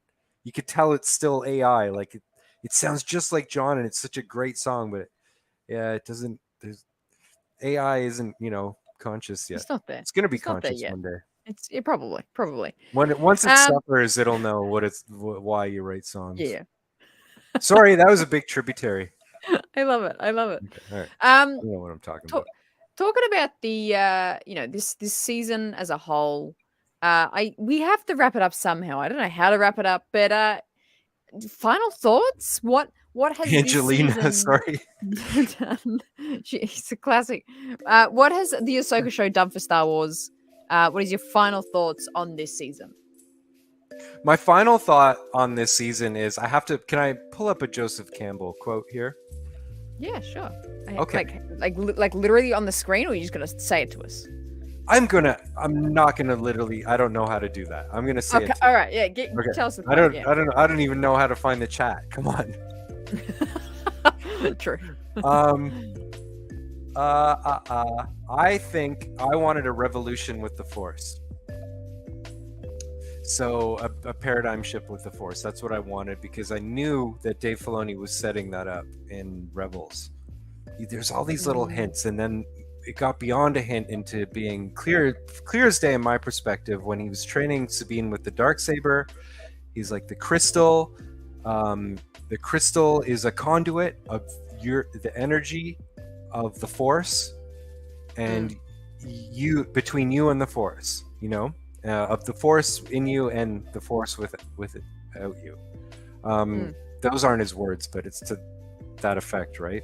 And so that was clear, saying, she has access to the only way that she could use the saber is if she allows the Force within her to connect to the greater Force through the crystal. So I love the fact that they made that absolutely crystal clear in this show now, that the Force literally is in everything and everyone, and it can't be not anywhere. It's everywhere. It can't be not anywhere, even in every single being that has existed ever in a long time ago, in a galaxy far, far away, or far into the future of it, or in other galaxies involved, the unlimited ones there are. We're all connected to it, and every spiritual teacher who's ever really been one has said that. And Joseph Campbell repeats that a lot in his work, and Star Wars is based on Joseph Campbell. So even George Lucas himself says, and I've seen it on video a million times, I saw it last week, he says, everyone has the Force. This is from George Lucas himself. Everyone has the Force. If he says that, it's not a debate. Yeah. Like, you can debate it, but that is canon. Everyone has the Force. And I love how the show finally did that. And the thing is, people always pull up the argument, well, then everyone would just have the Force and be wielding a lightsaber. It's like, no, not everyone on this planet would find the Force in them like Michael Jordan to use it the way he did, or like Jesus, or like anyone else, or like Gandhi. No, like, you have to be disciplined. You have to be serious. You have to be working that every day. You have to be on the straight path, which is Luke flying through the straight trench and he finds the Force in the Death Star, like the straight and narrow path, which, you know, I have a really hard time not being on, but that's a whole other story. Like, I try to follow the spiritual stuff that I research a lot, but it's like, the spiritual path is a hard path. It's like you have to have like the discipline of a super athlete. And that's what the point they're making in the show. Like, Ahsoka's always like, have you been training? Where's your discipline?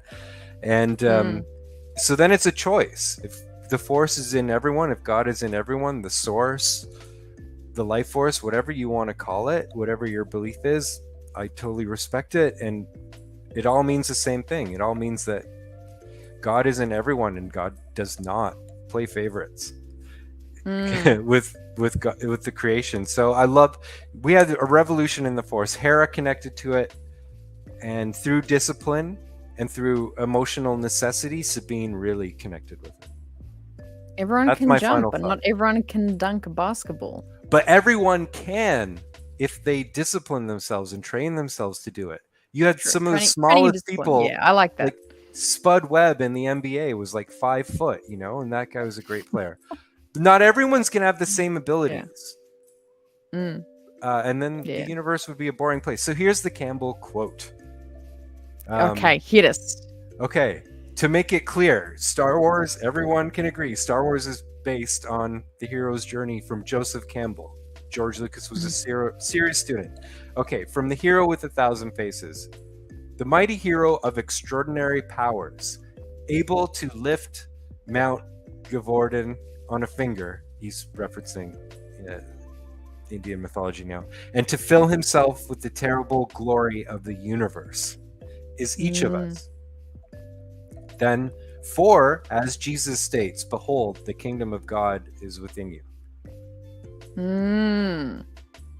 So I know before we saw it, everyone had a hard time processing in their head, you know, like, wait, not everyone can have the Force. But it's only because we were conditioned from a certain perspective to think that by what we saw in the movies. But what we didn't see is what just happened, that everyone can have access to the Force. And the reason why I love it now is young people that haven't been conditioned like we were would just accept that as normal. Oh yeah, anyone can have the Force. And then they'll grow up with that perspective. Yeah, those are my final thoughts. Those are your final thoughts? Yeah. I love it. Well, there's so much in this discussion that has been enlightening. This has been such a pleasure to discuss this show with you. I feel like I gotta go away and just sit on a rock and stare out and think about the world and its meaning for the next 12 hours now. I always get that energy. Yes. Sorry, huge point, but not all. What's his name? What's someone's name? Adriano. But not all living things have midichlorians to the amounts they can use in the Force. Well, midichlorians are a biological entity, and one thing we could be sure of in all of creation is that biology does not stay the same. So, depending on the will of consciousness of beings in the universe, I say that midichlorians could evolve to be useless because now the Force is going to work on who makes the choice to connect to it, or they can adapt to manifest more in someone who chooses to have the Force, who chooses to use the Force.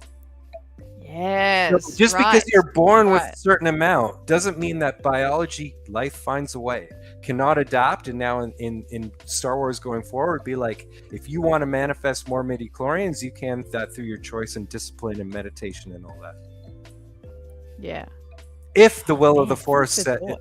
the will If of the will of the Force. It and comes the back to the will of the midichlorians say, Force. well, yeah, If if it they is say, the yeah, will of we'll the do Force, that yeah. too. Yeah. Yeah. That's my way If it around that is argument. But thanks the for bringing that will up, of the Adriana. Force. So good. Well, Din, let's point the people to where they can find you, connect with you more. You do have so much wonderful music out there, real bangers. I do recommend heading over to your music over on Spotify, YouTube, and all the musical places where you can find those songs. If you are interested, got the words mixed up. Down below in the description are the links if you want to hear more of Din's music. And Din, do you want to shout out anything you have coming up, or any other pages you want to see people to head on over to find you? Yeah, sure. Thanks for asking.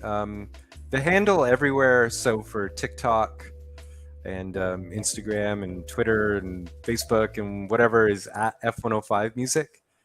But YouTube, I was able to get just at F105.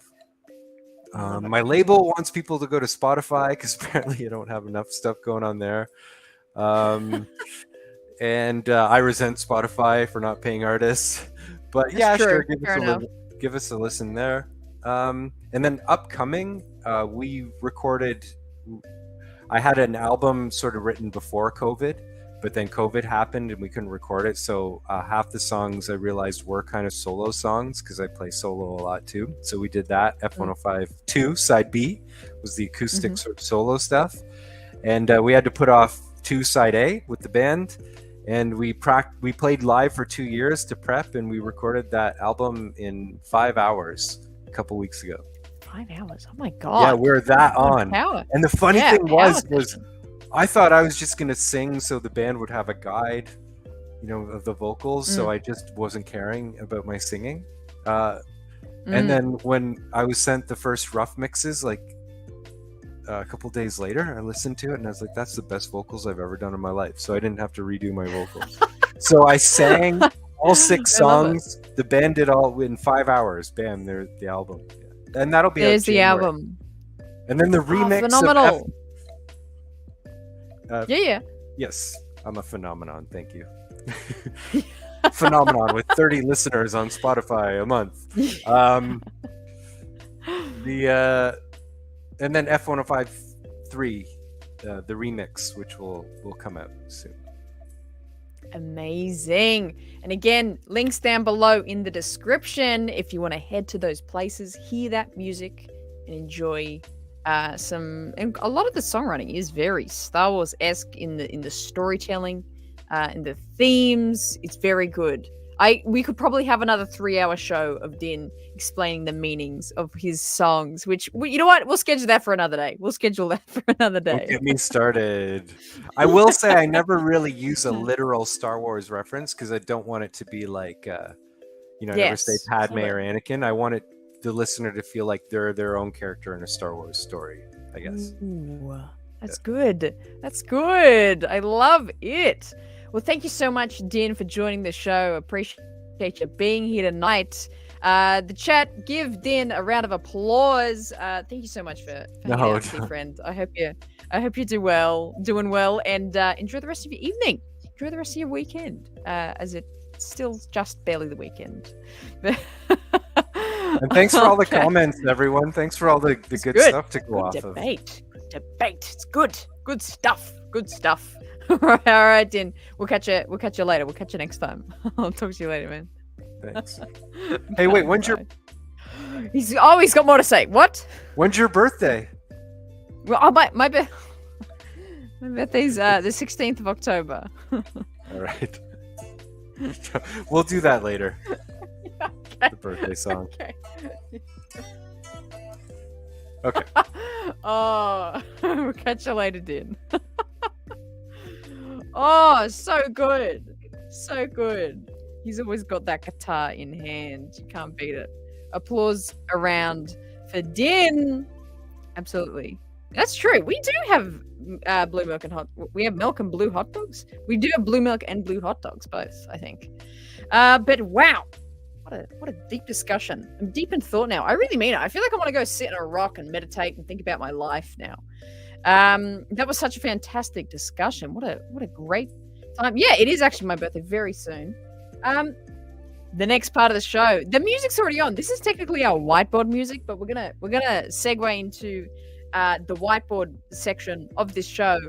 We're not done yet, and also I almost missed a soupy back from here. $2 dues coming in from Diamond Figs.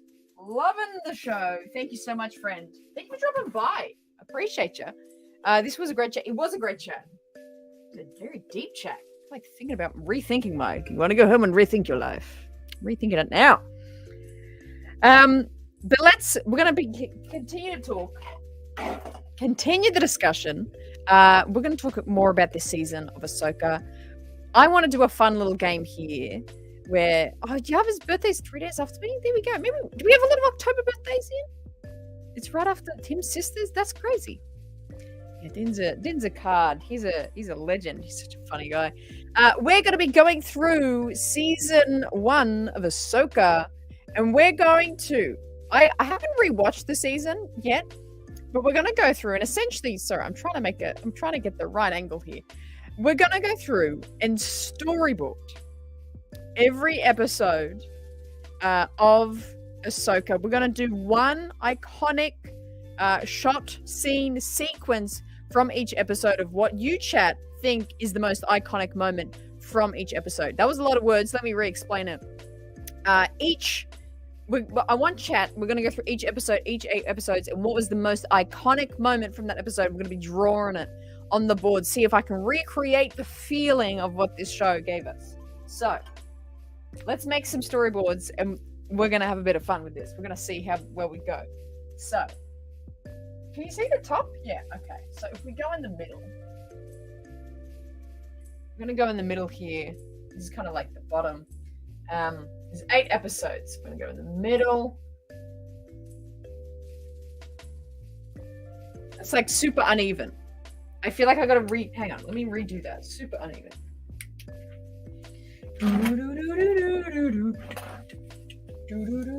This is literally a bag.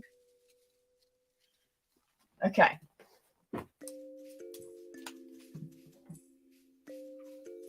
Come on. I can't tell where's the halfway line. Is that the halfway line? That's a bit better. It's still pretty big, but oh well. So we're going to go through Desert Planet is my new favorite F105 song. It's a good song. Lots of frames, yeah. The lost frames. Absolutely. Okay, so we're going to be going through each episode. So episode 1.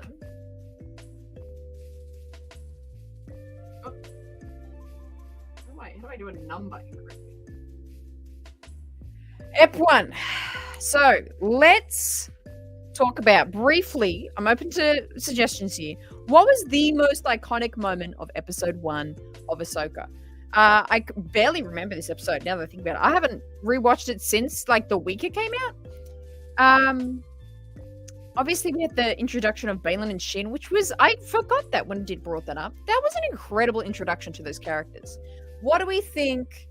What do we think of the most iconic moment from episode 1 of Ahsoka? Get the level? I know, I need a level. Oh my goodness, absolutely.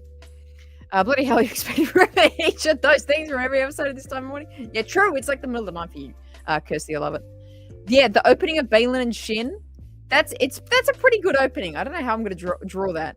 Balen going nuts on the guards. We'll probably try that. Like the one where he's like in the middle, walking down the hallway. I could see that. The hallway scene. Oh, Sin. Of course you're going to say that. I don't think Jason came in episode 3. I want to say. I don't think he was in the first one. But yeah, Balen and Shin, Everett agreeing as well. That's probably the most iconic moment. Okay, well, let's try and go with the moment that Balen is walking down the corridor. Give me pointers on how to draw this. We're going out of here. Is it? We're gonna do the one where he's in the hood.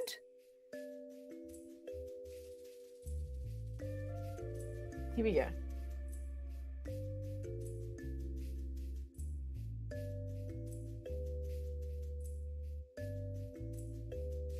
Because he's quite a broad guy, right? He's quite broad shoulders.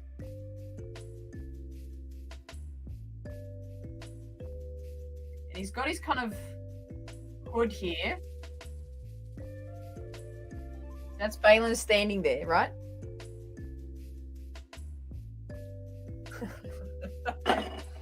Then he has his saber.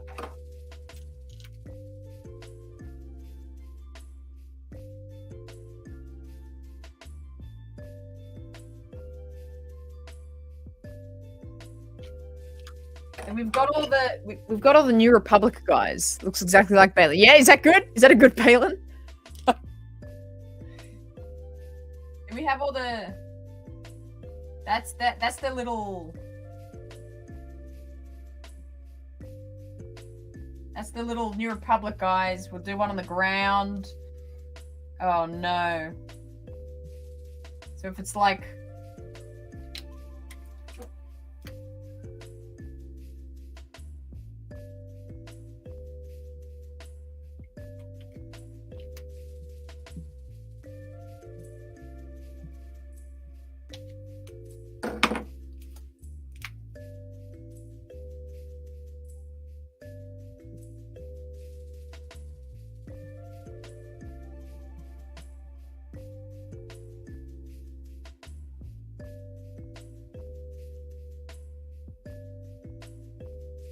There we go. That's just like the scene, right? That's just like the opening scene. Da Vinci. Do you mean Picasso? Yes. There's the ship. Talking about the plane, yeah. It's almost like that's it. You got the face. Let me go right in here. This is so funny. You got the face of the New Republic dying. It's just like it. It's just like we're watching episode 1. Spot on, right? It's like, yeah, exactly. It's like watching the show. Episode 2. Episode 2. Oh, I still have stick figures. Yava. We're so zoomed in. Episode 2. What was the most dramatic part of episode 2? We had. I'm so short. This is hilarious. Chef's kiss. I love it. What happened in episode 2?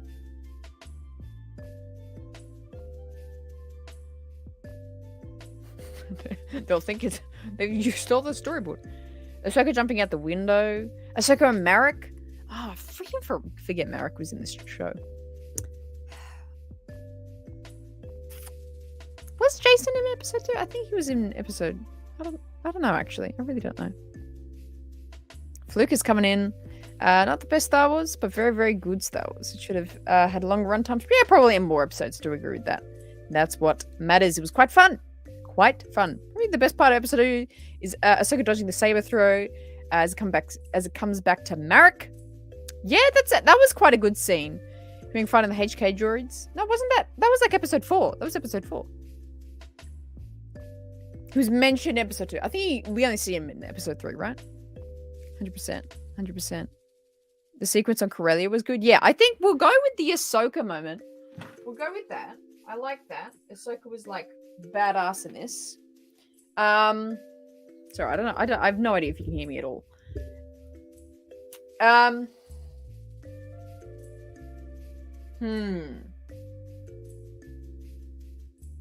Do we do Ahsoka? I think we do Ahsoka. We'll do Ahsoka dodging the lightsaber. That was a really cool moment. Let's do that. Let's do that. So there's kind of like a big thing there, or maybe not as high. Like in the background here. And then Ahsoka's like standing here.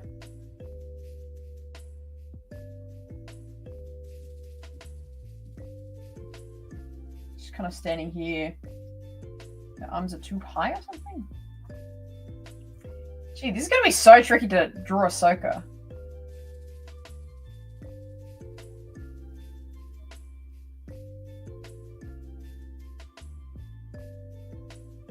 I don't think I've ever had to draw Ahsoka.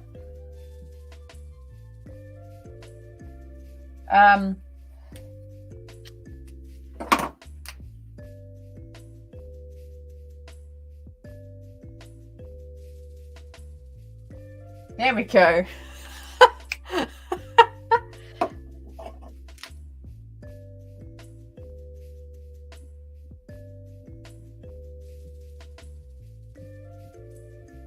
It looks more like Shark Tea, but use your imagination. Merrick was wasted. Yeah, he could have been better. Absolutely.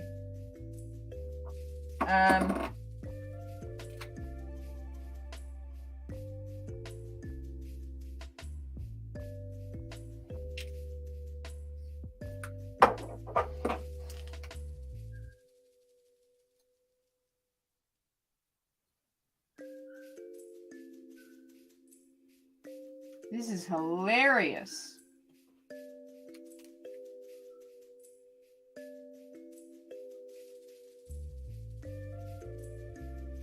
There we go.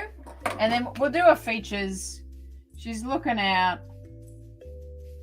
Look, she's shocked. She's shocked. Shark Tea can't die. That's so true. It's so true. So yeah, she's like standing here. Right, she's standing here. She has her. What? Well, I don't have a white, so I'm gonna do a blue. No one's sue me. No one's sue me. She like has her saber, like ready. This is hilarious. She like has hers ready, and then this is really. I don't know why her face is so small. And then we had the...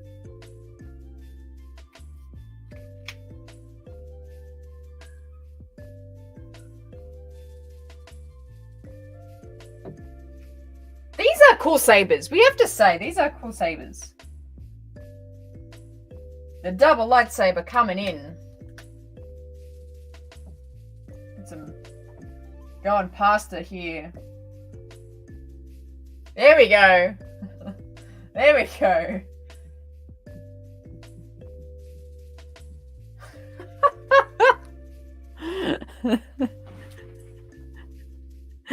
I know, right? That's serious.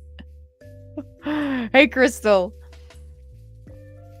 Yeah, please measure it. I don't think it's accurate. I don't think it's to scale. Oh, I love it. All right. Episode 3. Isn't this such a juxtaposition from like that deep ass conversation we just had with Din? There's such a juxtaposition. So this is Ep 2. What is the biggest moment in episode 3? What was the most iconic scene from episode 3? Thank you, DB. You're very nice. Oh, it's so good. It's so good.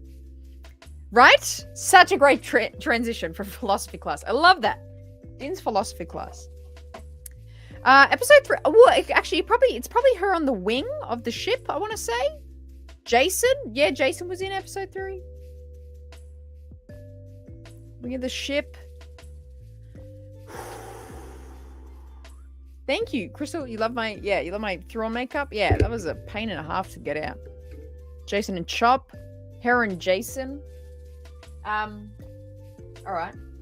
Let's do it, eh? Hera and Jason. Purgle.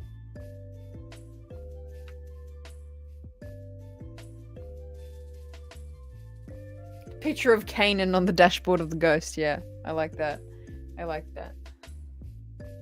Well, let's do a bit of a 2-in-1 here, because I think there's 2 really major moments.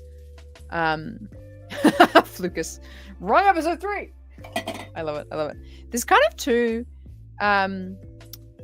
it It was this one. It was episode 3. There was 2 kind of major moments where it was Ahsoka on the wing, but then we also got Jason. So I'm kind of inclined to do both, to be honest.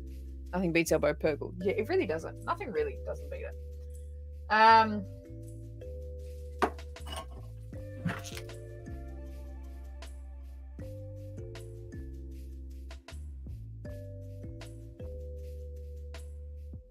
Oh, jeez.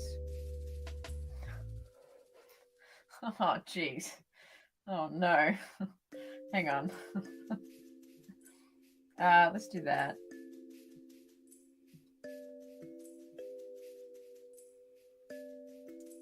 How do I do the wing? What does the wing look like?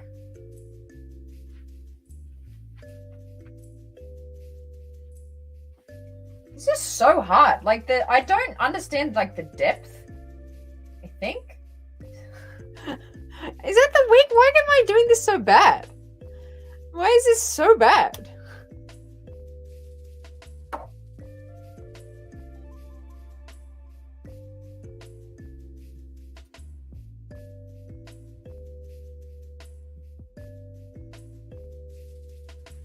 Okay, so, and then it had Ahsoka in the spacesuit.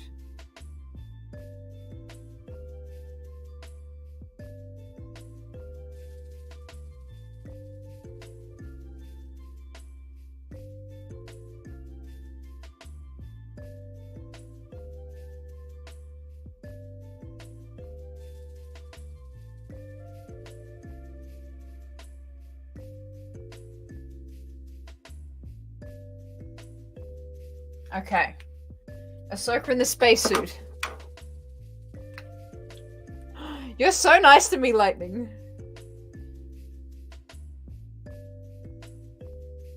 Oh, that's so thick. Hang on.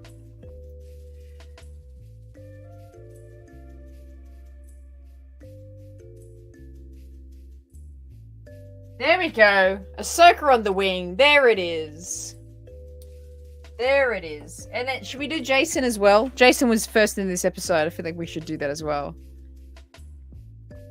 This is amazing. You see? Yeah, is that good? I should get someone to edit the whole show of Ahsoka. But every Purgle scene is just my elbow. Just doing that.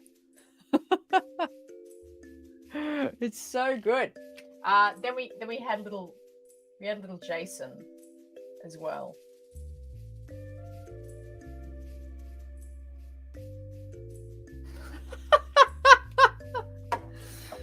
We had little Jason coming in with his little green hair.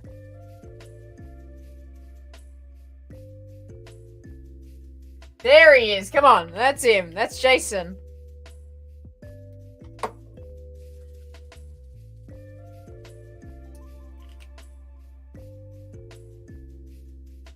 There it is. And he had his little jacket on.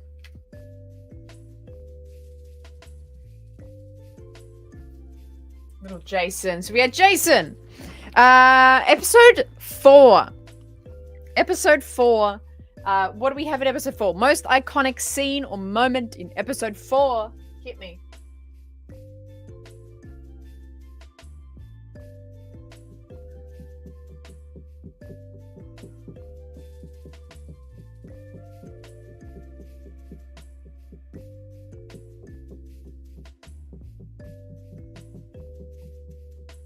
What do we think? What do we think? Marek dies. Yeah, Marek did die. Hey.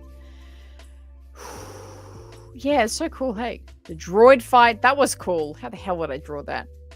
Anakin. Yeah. Well, yeah.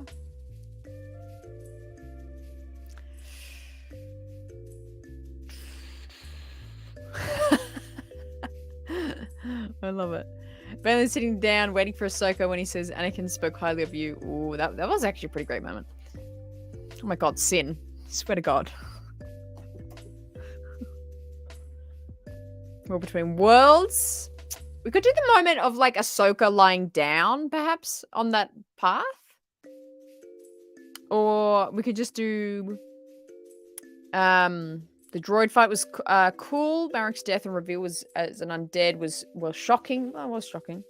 So being fighting with Shin was epic. That was very cool.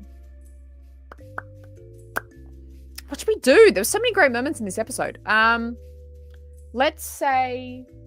I feel like War Between Worlds, but I feel like that's going to be the next one. But we'll do War Between Worlds. I think...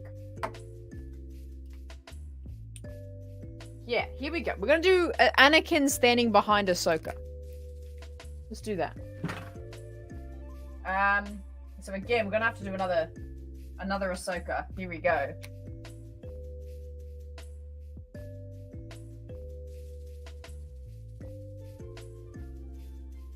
It's not, she's got a bit more of a chiseled face than this.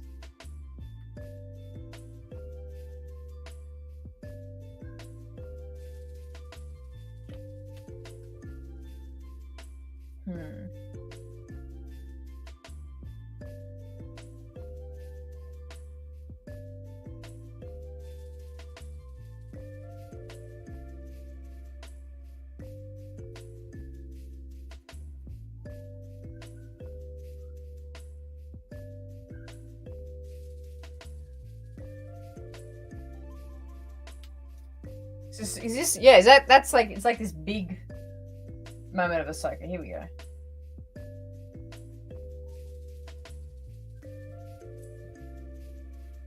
Alright, and then she's like kind of standing here.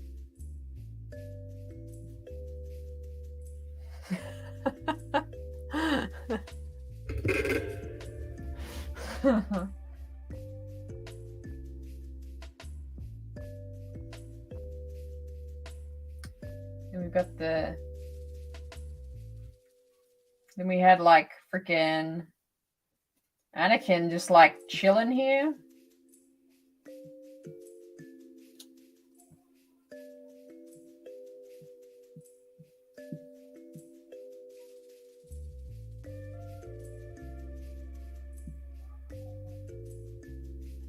There we go. That's perfect. Come on. He was just like waiting.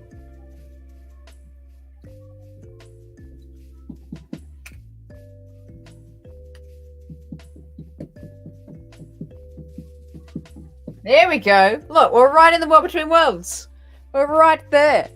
We're right there. Oh, this is crazy. This is hilarious. We getting there, chat? We getting there? Dave's in the chat. I love it. Oh my gosh. The stick scene. Where she picks up the gun. Classic. The classic. It's like Anakin's right here. Look, it looks just like him. It looks just like him. That's so true. Cake Jaffa. Where the hell is the loaf cat, man? Where the hell is the loaf cat? Some space elbows. Okay, what? Actually, that's hilarious. I still have that banner on.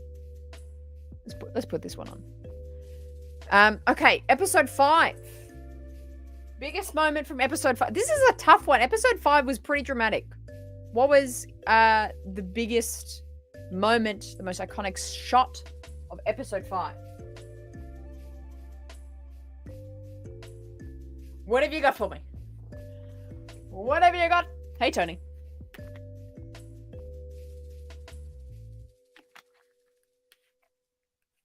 Anakin Vader shot? Oh, that's true.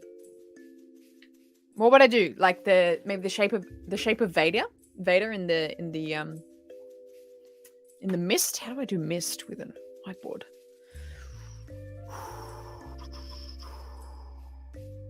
Rex, Ahsoka, Anakin. Anakin Vader flip flop. Yeah, that's a good one, isn't it? Oh yeah, I could do the one where it's both Anakin and Ahsoka standing and they're looking the other way.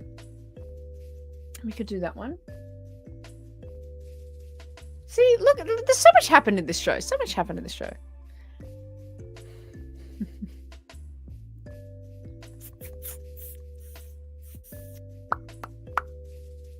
Oh yeah, I could do that for the mist. Oh, I could actually, that'd be cool. The Sith yellow eyes. That's probably my favorite shot. I've actually, like personally, biasly. I think we're gonna do the Siege of Mandalore shot, where it's Anakin, and I'll try and do the chaos around them. I'm gonna try and do that.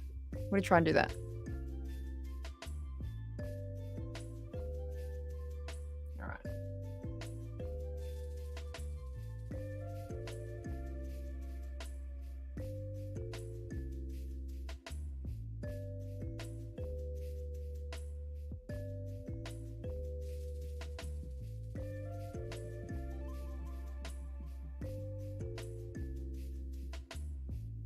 See, there's Anakin.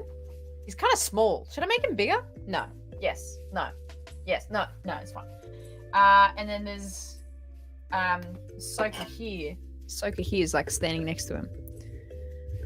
I'm gonna make a trim experience stick. Now I had to do that. Yeah, what? Is it a stick? Is it a gun? I don't know.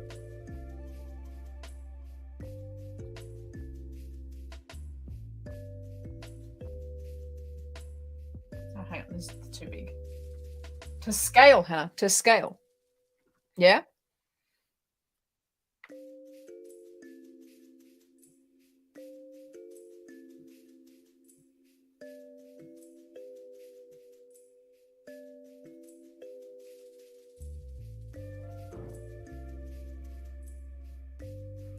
That's the, okay, so that's the Ahsoka. Hey, just a nerd. Welcome to the chat. Oh, dude. Have you seen them? Alright. So, Ahsoka, Anakin. Now, what's happening around? There's like freaking... How the hell do I do like little... There's like a... I'll do like a Midichlorian up here with their helmet. And they got the spikes on them.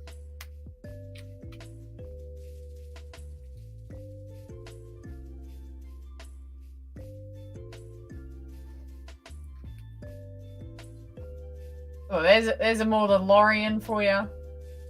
And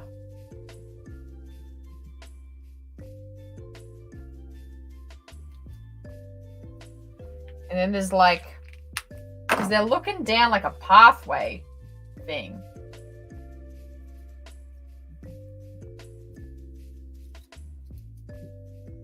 Looking down the pathway, there's kind of, I don't have a yellow though. I don't have a yellow. Do the clone trooper chips? How do I do that? Is it going down a back? Isn't it? Oh, the Leco at the back. Sorry, of course. I was like, I wonder if that looked weird.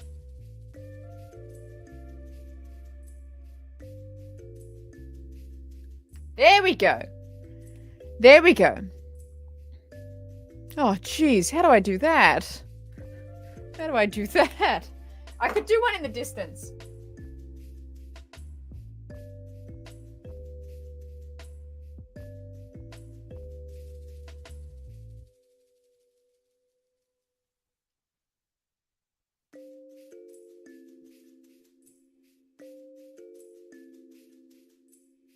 There we go.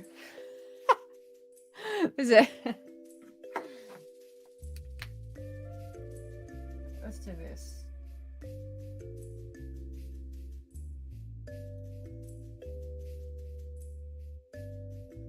There we go. We've got a gunship. We've got a Republic gunship there. I don't know what else was in this scene. There was kind of like dudes fighting all around the place, weren't there? It's kind of they're kind of too big. Hang on.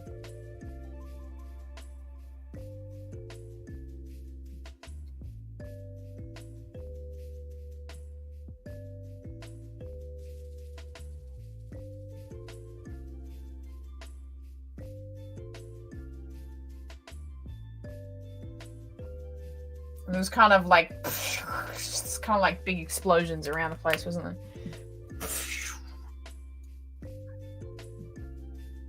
There we go. There was kind of smoke coming up from things. Things were like on fire. There's like fire here. There we go.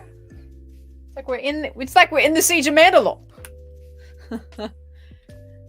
I forgot Rex. Oh yeah. Well, Rex is still Rex. He can be like at the back here. He can be like standing here.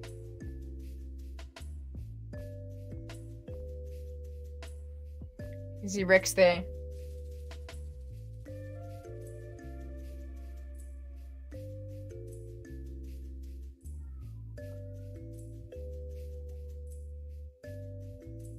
He's like standing there waiting for orders. This is so funny. There's lasers going everywhere. Let's maybe do those in green. I don't think there was any green. It's kind of shots around, weren't there? There we go. Siege of Mandalore. We're in it. We're in the Siege of Mandalore. Oh, I'm so out of breath. I got Rexy in there. He's in the middle. In the middle. I know. I will. So good. Madman's Knowledge. I love the Ahsoka. I thought it was a masterpiece, or at least close. Only series I like more is Andor. There you go. A lot of people coming in. So yeah, I posted a reel the other day of saying what the best, my rankings of live shows are, which we'll get to that in a moment, actually.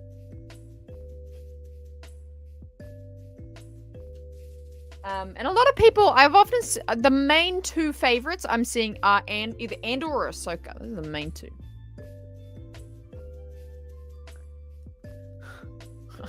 I love that tune. That Dinjar is named after me. Good. So he is. It is pretty crazy. Like, what a niche name. Like, the main live-action TV show star that came out was named Din. Crazy town. Okay. Episode 6. Episode 6. What have we got? What have we got?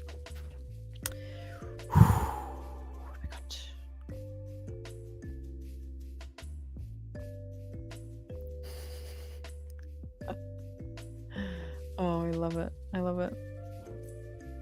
Sabine and Ezra or Thrawn. Oh, yeah. Did we get Thrawn in episode 6? Is that where he came in? Probably Thrawn. Flying into the Purgle. Another Purgle. Thrawn. See, I feel like Thrawn is more exciting than the whales. Yeah, Thrawn's entrance. Let's do the hangar. The hangar where Thrawn walked in. Let's do that.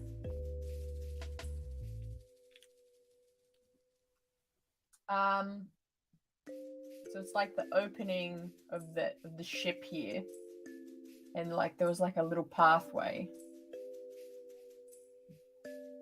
How do I do the many Thrawn many Thrawns, all the troopers?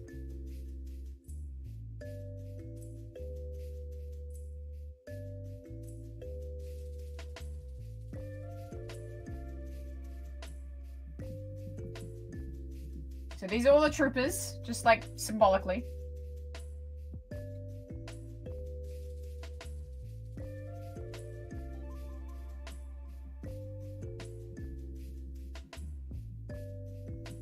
Amazing.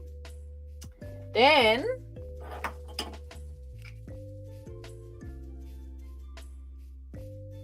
the back of his head.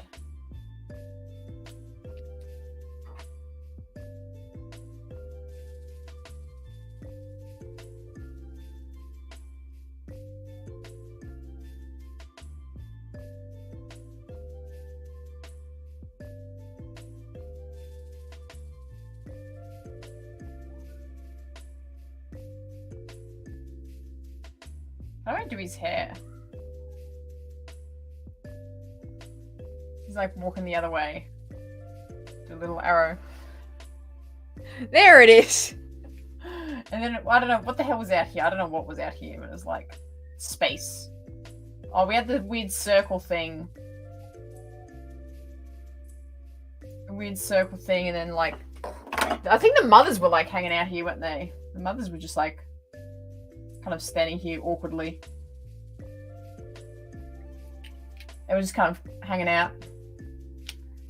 I don't have a yellow. If I had a yellow, I would have done Enoch. I think so. I'm bothered with hair. Yeah, I should have left the blue, eh? Yeah, the witch is in the corner. Whew. Thrayon. Can't beat it. Where's Thrayon? Where's Thrayon? Can't beat it. All right, that was episode. Oh my goodness, I can't see anything. Is that blue? The Temple Ruins thing. Yeah, right. Right. Episode 7. The episodes people seemingly didn't like. See, I saw it coming. Seemingly didn't like. This was like one of my favorite episodes. Episode. That was, I'm still finding like blue in like my ears and oh jeez, it's gnarly. What a day that was. Episode 7. What happened? Ezra. Yeah. Should we do Ezra by the rock or the house thing that he was standing by? Let's do Ezra. I think that's the biggest moment. I think it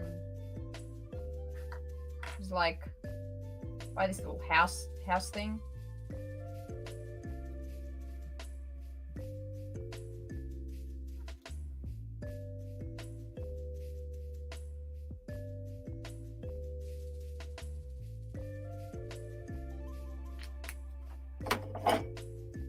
The turtle people.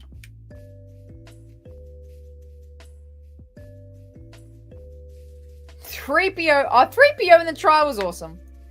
The wolf. Yeah.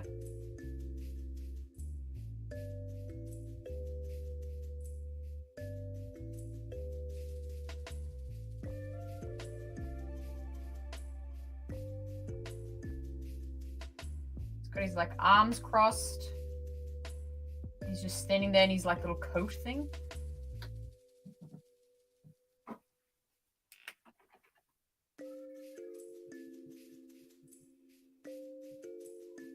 It's kind of wild.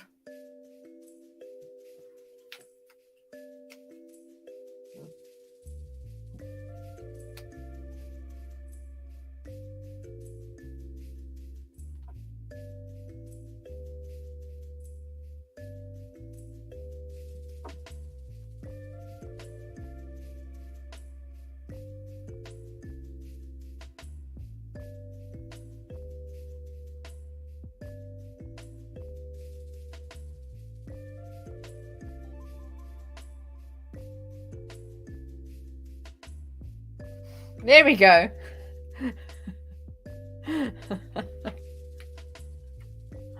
He did sell that moment. He was perfect. So perfect. Wait, is this the wrong episode? Oh my god, I should have looked at the chat freaking earlier. Oh my god, I'm an idiot. This wasn't episode 7, was it? Fuck. Damn it. Alright. What else happened? We had the battle. The battle thing. What else happened in episode 7?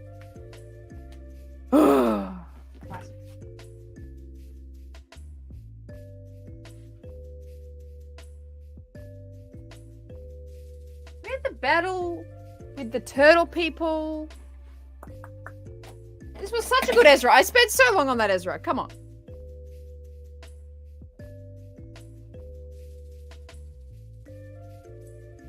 The Balen and Ahsoka duel? That was in this. Ahsoka and Ezra hug. I did initially give, it's not a 10 out of 10 though. It's like, I think I kind of downgraded to like an 8.5 one. It's probably a 9 out of 10 for me. But I hilariously can't remember a single scene from it. What has happened?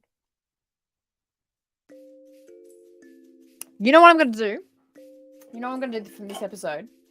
The scene. I think this is like, I know some people are not loving this episode. The scene where Sabine drives the T6 to smash the 2 TIE fighters. That's, I think, the coolest scene from this episode.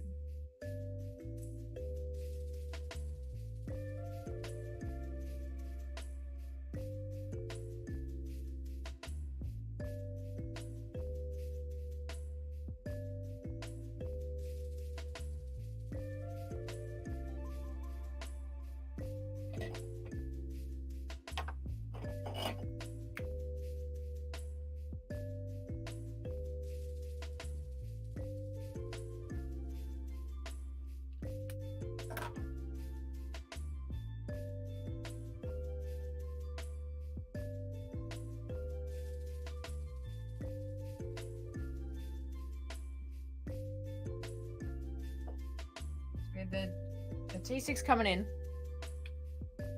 Yeah, Dory moment, right? Classic. This is not in 7? Are you kidding me? Are you kidding me? Shit, it was in 8, wasn't it? Oh my god. Why can't I remember this episode? Holy fuck. Holy shit. I gotta look up this damn Disney Plus. You're kidding me. You're kidding me. You're kidding me. Why am I so bad at this? This is so, I was really going hard at the T6 again.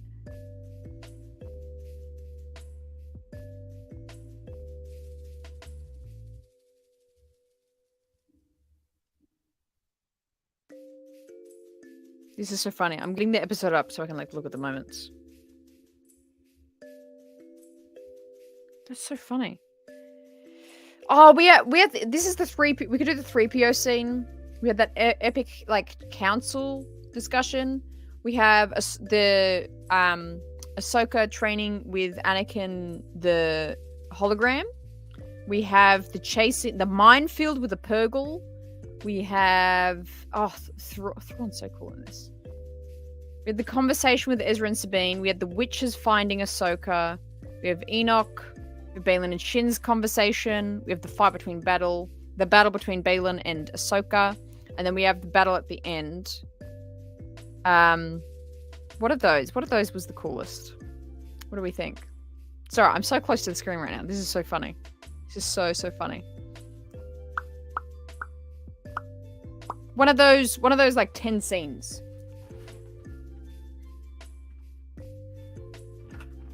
What do we think, chat?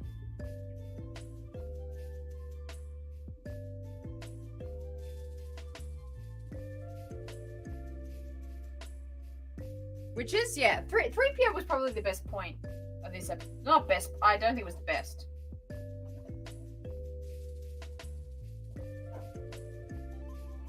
I don't think it was the best. Yeah, 3PO. Okay, and we're certain 3PO's in this. We're certain 3PO's in this. But yeah, I was really close, wasn't I? It's really close in there. Oh.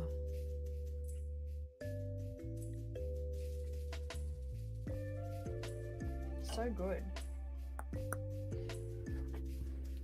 Okay, we're certain. Episode 8. No, yes, 7. Fuck. It's 3PO. I don't have a yellow, though. I have to do him in, like, red. Okay, alright. Oh, jeez. Oh, my days.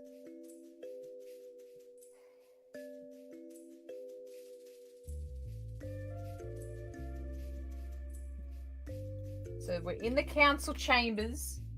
Oh, he's gonna be my 3PO. This is gonna be funny as.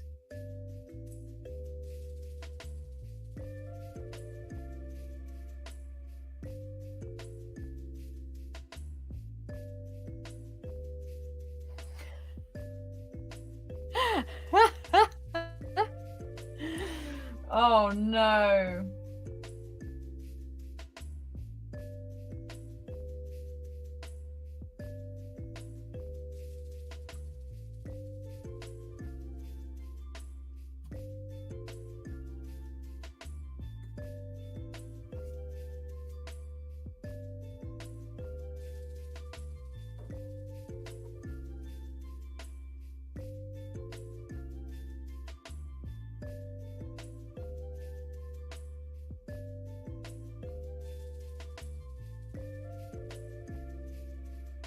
There we go.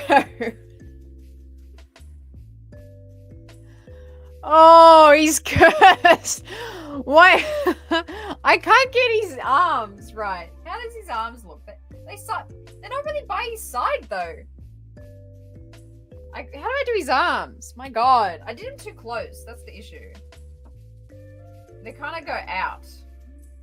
He just looks like he's like a guy wearing like a muscle tee. I can't do any I can't do any better than that. That is 2PO. Oh my gosh. 100%. 3PO. I don't know. I should have done him smaller because then I could have done more 3PO. I could have done his arms, but now it just looks like he's flexing or something. I don't know. I can't. Oh, jeez. I don't know, man. I can't do a better. I can't, like, I don't know how to fix that. There's no. I can't even start to fix that.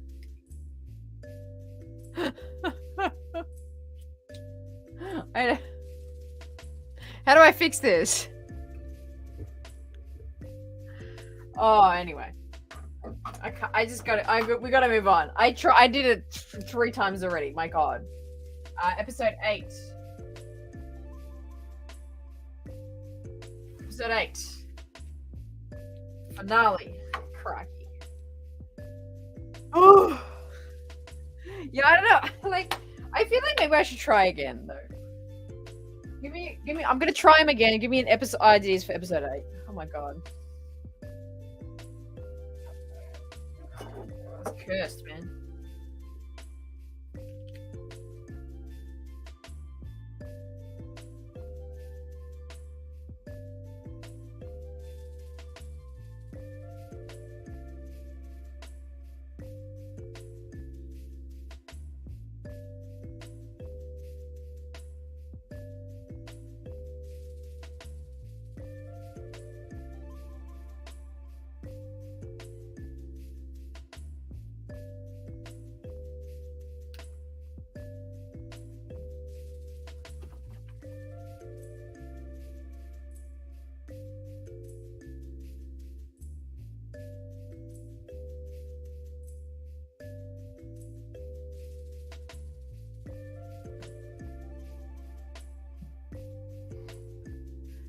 At least this is still hilariously bad, but at least this is better.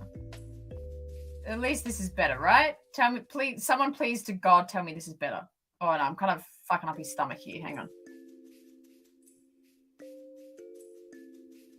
He has these shoulder things. That's what I'm trying to get.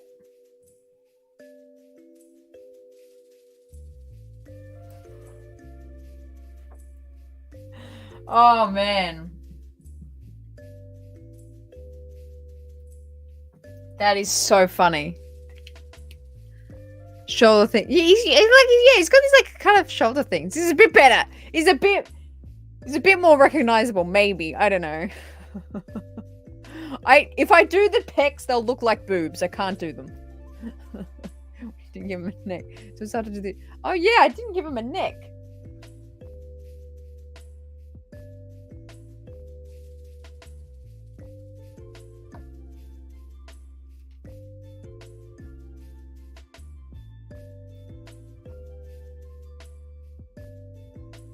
There we go. That's a bit better. There we go.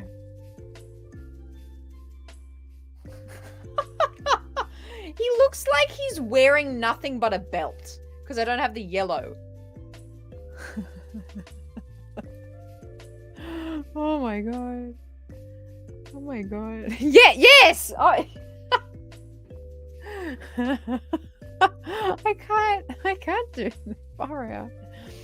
Oh man, that's shocking. It's shocking. Okay, let's freaking move on.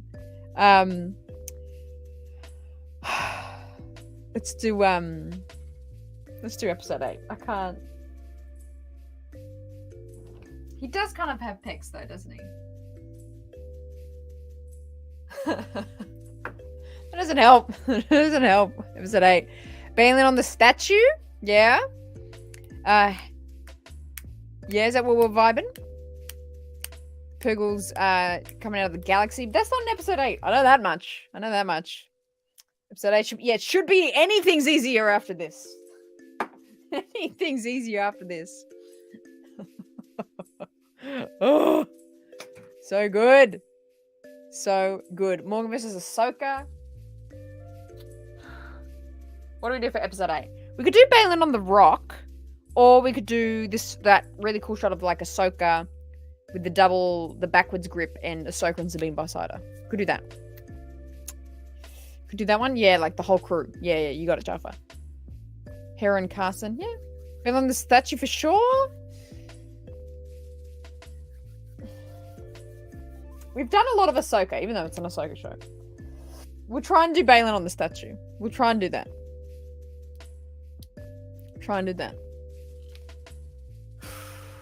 Here we go. You all ready? There's gonna be a lot of black in this one as well. Because there's not really any color in this shot. Okay, all right. Let me just and this is all going off memory. I'm like, clearly not that it's not obvious that this isn't screen accurate. Crikey. So it's like, the father's pointing like that way, right? And Balin's on the end of it. Okay, here we go.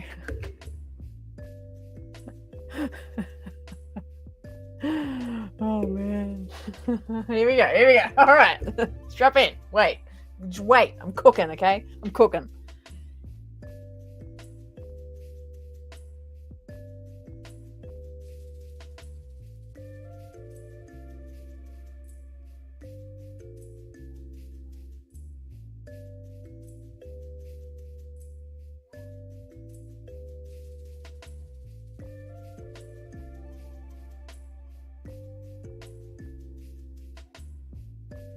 It's too big. It's too big already.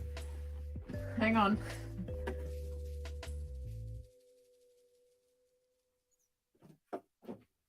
Because we're going to see more of the hat thing.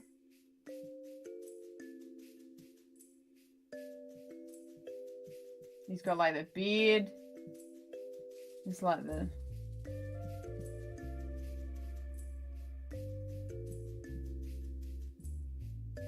But it's like, because it's rock, it's like kind of craggly. Like the rest of the mountain's like behind him. And then we had the...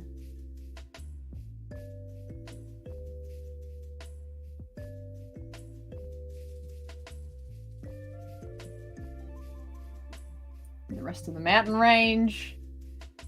And then how the hell do I do this arm?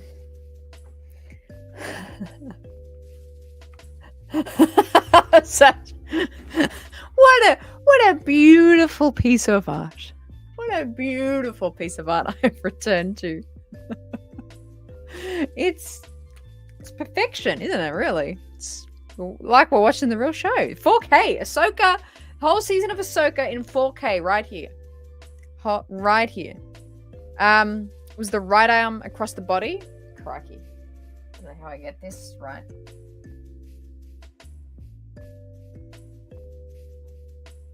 Alright. And is he standing on his hand? Is that what's happening? Jeez.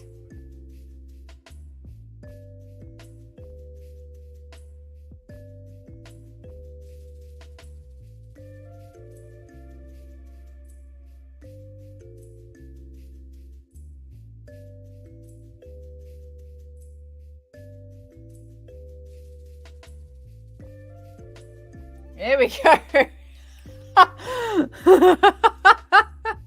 Thrawn would want this shit. He would love to have this hanging up in his office. I am sure. Alright, so this is like the sun's face back here. He's like a part of the mountain as well.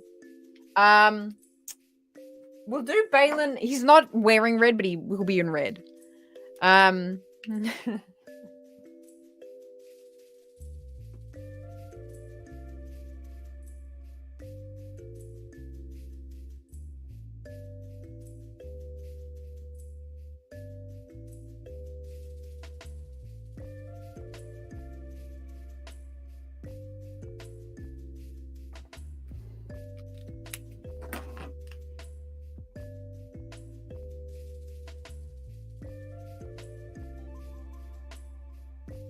There we go.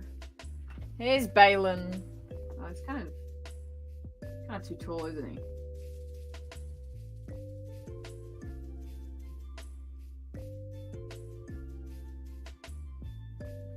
Kind of looks like an owl.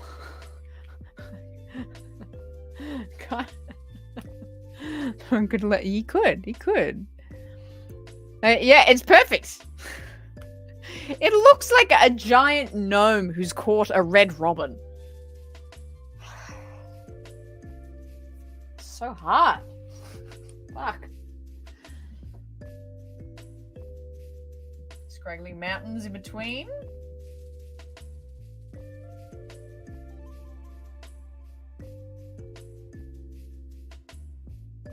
There we go. There's our mountain range.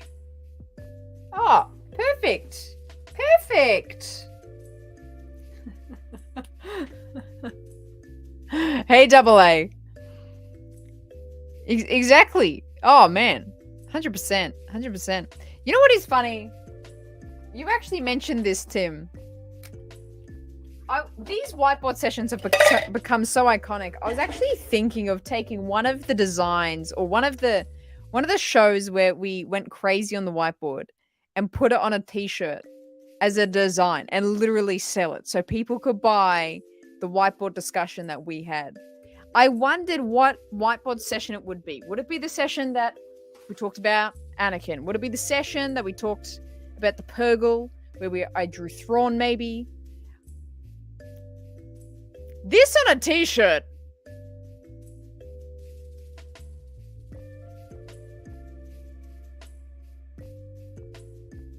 I think would be a fashion statement. I don't know about you. I feel like this would be fine art on a t-shirt. It's my Ahsoka review. That's right. I forgot. Dude is a literal art teacher. Yeah, just show him this show. Just show him this live stream. You'll learn lots. You'll learn lots. You can imagine that. You could buy a shirt of each of your favorite episode. If your favorite Ahsoka episode in a shirt form, drawn by the Rayside. Oh my god. It looks like Morai. It looks like Morai. We take up the whole shirt. We touched up a bit. Yeah, true. But I actually genuinely, weeks ago, I was like, you know what? We should have a whiteboard session. I was actually going to do it. I'm letting you know all my secrets now. I was actually going to do a whiteboard session, but on a shirt. And then just give away that shirt. But I don't know. I think let's print this design on a couple of shirts. Can't beat it. Can't beat it. It's perfection. It's perfection. Put it over here so you can see it. I love it. I'm so worried it's going to fall, actually. Is that like wobbling a little? That's good. We're good. We're good. Woo! All right. Patent it. Yeah. Copyright that. But people want to copy these designs. You betcha. You betcha. Anyway. Should we have more of a meaningful discussion? Let's talk about the season. I want to know, we were enlightened and had a really deep debate with the wonderful Din on the show. I want to jump in to the question of where does this rate on your ranking of shows? Where does Ahsoka rank on your favorite Star Wars shows? I want to know. Let me put it in the chat. Actually, there's a feature that we have not used in this show before, and I just want to see if it works. There's a feature where I can ask a question, I think, in the chat. Copyright. All right, let's take a get in here. I think I can ask. Give me a second. I think start a Q&A. Okay. Give me your Ahsoka. No, hang on. Star Wars live action ranking. Let me just I don't even know if this is gonna work. So start Q&A. So it's a question and answer in the chat, like how we do polls. But I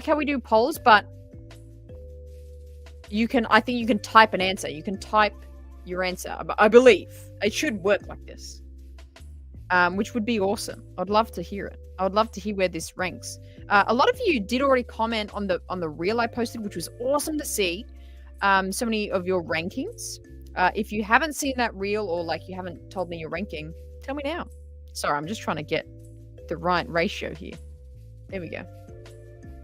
It works? Yeah. Is that cool? So I think if you click it, it should just open to like a text box and just give me like 1, 2, 3, 4, 5 of your shows. If you didn't know my rankings, Ahsoka is number 1. Ahsoka is definitely number 1. Coming in number 2 is debatable. Kenobi. Number 3, Boba Fett. Number 4, Mando. and number 5, Andor. I do have to say, depending on the day, that can change. That actually can change. I could actually, because my brother had some different thoughts about it. We started talking about it, and like we literally within the discussion, I'm like, maybe Mando is my second favorite. My little catch is this: if it was Mando season 2 is second favorite, but because of Mando, this is what I said to my brother. Because of Mando season 3, it goes to 4th because I'm just like it just tanked the whole show for me. That's kind of my ranking. But let me know if the question and answer box is working. How do I actually? Funny enough, I don't know. How do I? You know what? You know what I think. Is the question and answer thing working, or is it you put a question in?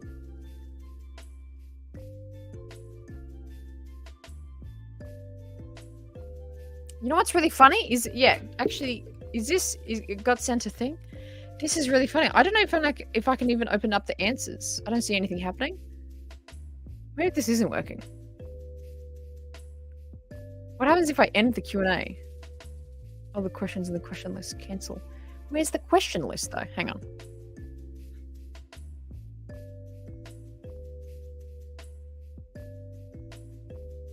This is so funny. I don't think this is going to function. Maybe you should just comment it. Maybe you should just comment it. I think I entered a question. It's just putting in a question. Okay. Forget the question answer thing. I'll cancel that then. Forget the question thing. Put it in the chat. 1, 2, 3, 4, 5. Your rankings of the live action shows. Whack it in there. Just comment it here. A lot of you have already done it. I think that's 10 times easier. Oh well. At least we tried. Okay, where were we? Where is it? Mando season 1 and 2 first place, and Ahsoka show is at second place. Yeah, that's a yeah, fair enough. Andor Mando season 1 and 2. Ahsoka Kenobi Mando 3 Book of Boba Fett, says Crystal. Jason Mando Andor / Ahsoka tied for second for Jason. Kenobi then Book of Boba Fett. Nice. Sage coming in with Ahsoka first, Mando second. That's this is the most popular. Boba Kenobi Andor. Nice. Yeah, I was like, okay, well that did not work at all. Mr. Mustafa coming in. Andor. Oh, a lot of Andors. Love it. You know what? With a name like Mr. Mustafa, that's very funny. Ahsoka, Mando, Ando, Book of Boba Fett, and Kenobi, says Sin City. Brian with Ahsoka, Mando, 1 and 2, Andor, Book of Boba Fett. Yeah, with Mando, Ahsoka, Book of Boba Fett, then 4 is Kenobi. One day says Andor, Ahsoka, and what? What's the last word? What? Ahsoka. Second is Mando, seasons 1 and 2. That is it for me. Okay, not even ranking the other shows. Rough. Mando season 1 and 2, Ahsoka. Andor not coming in 3. Mando season. Oh, sorry. Mando season 1 is first for you, Dave. Sorry. Ahsoka second. Andor third. Mando season 2 fourth, and Book of Boba Fett. Sorry, am I missing anyone? I did skip over you, Ghosty. I'm so sorry. First is Ahsoka. Second is Kenobi. Third is Boba. Fourth is Andor. Fifth is Mando. I think I skipped Max as well. First is Mando. Second is Ahsoka. See, the Mando Ahsoka in the top 2 is very common. It's like often people just exchange it. Like it's just interchangeable. 3 is Andor. 4th is Kenobi. 5th is Book of Boba Fett for Max. There's Mando and Mando. This is it's gonna catch me here. Mando, Andor, Boba Fett, Ahsoka, and Kenobi. So Ahsoka coming in 4th for you, Everett. Very interesting. So cool.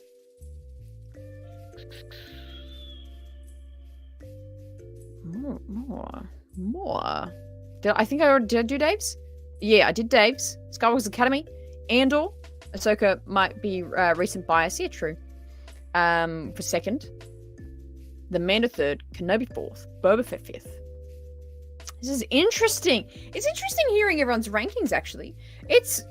I am noticing that, Book of Boba Fett is often at the end. 100%. 100%. Mandor. I was really...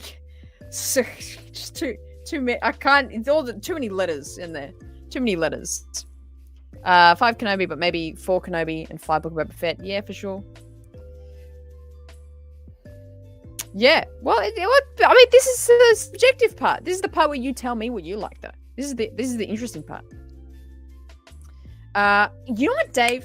I have this question so much after the Ahsoka show. I would have liked to have seen what Kenobi could have been if Filoni was in charge. I would have loved to have seen Kenobi write. Hilarious.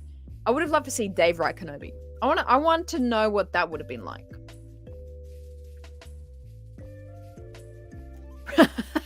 Vibe coming in and bring back Cad Bane 2024.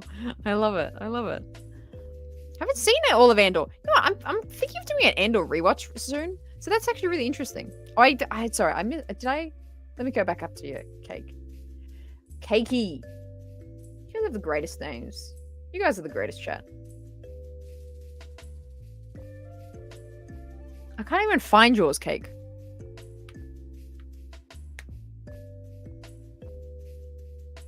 Oh, here it is. Mando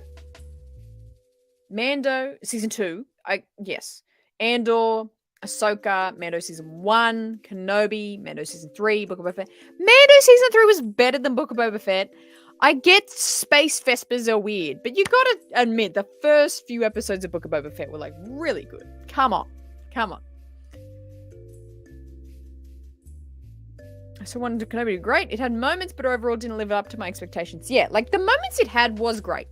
The final battle between Vader and Kenobi, I think, was really perfect. I don't think you could improve that much more. Probably, in saying that exact sentence, I feel like the production could have been much, much bigger for it. For the final battle between them, I think it could have been a lot bigger. It was a cool planet, cool landscape, but it just should have been bigger, more visuals. And the Leia stuff, I cried viciously cried in that final kind of moment between Kenobi and Leia, where Kenobi is explaining what Leia's parents were like to her. Gets me every time. That one gets me. For that, it's that's why it's so high for me, because it's so emotional. By the end of Boba Fett, it was annoying because it was just we were on such a great path.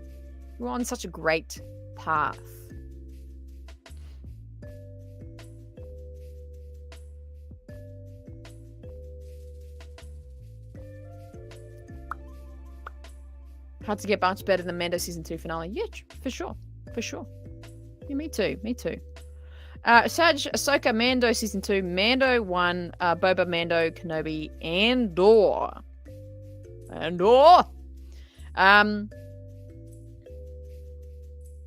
Yeah, that's why I didn't, in my rankings in that reel I didn't break up the Mando seasons, but if it was I honestly think if I broke up the seasons, Mando season 3 is the bottom last for me. Bottom last, 100%.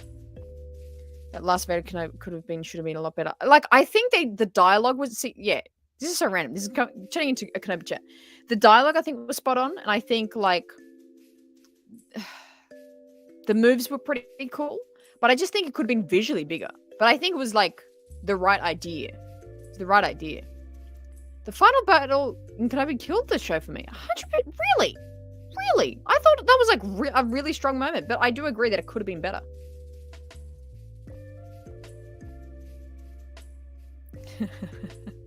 Boba felt like a fever dream. The storyline come with the kid playing with my action figures is a story film, religious video game. Yeah, kind of true.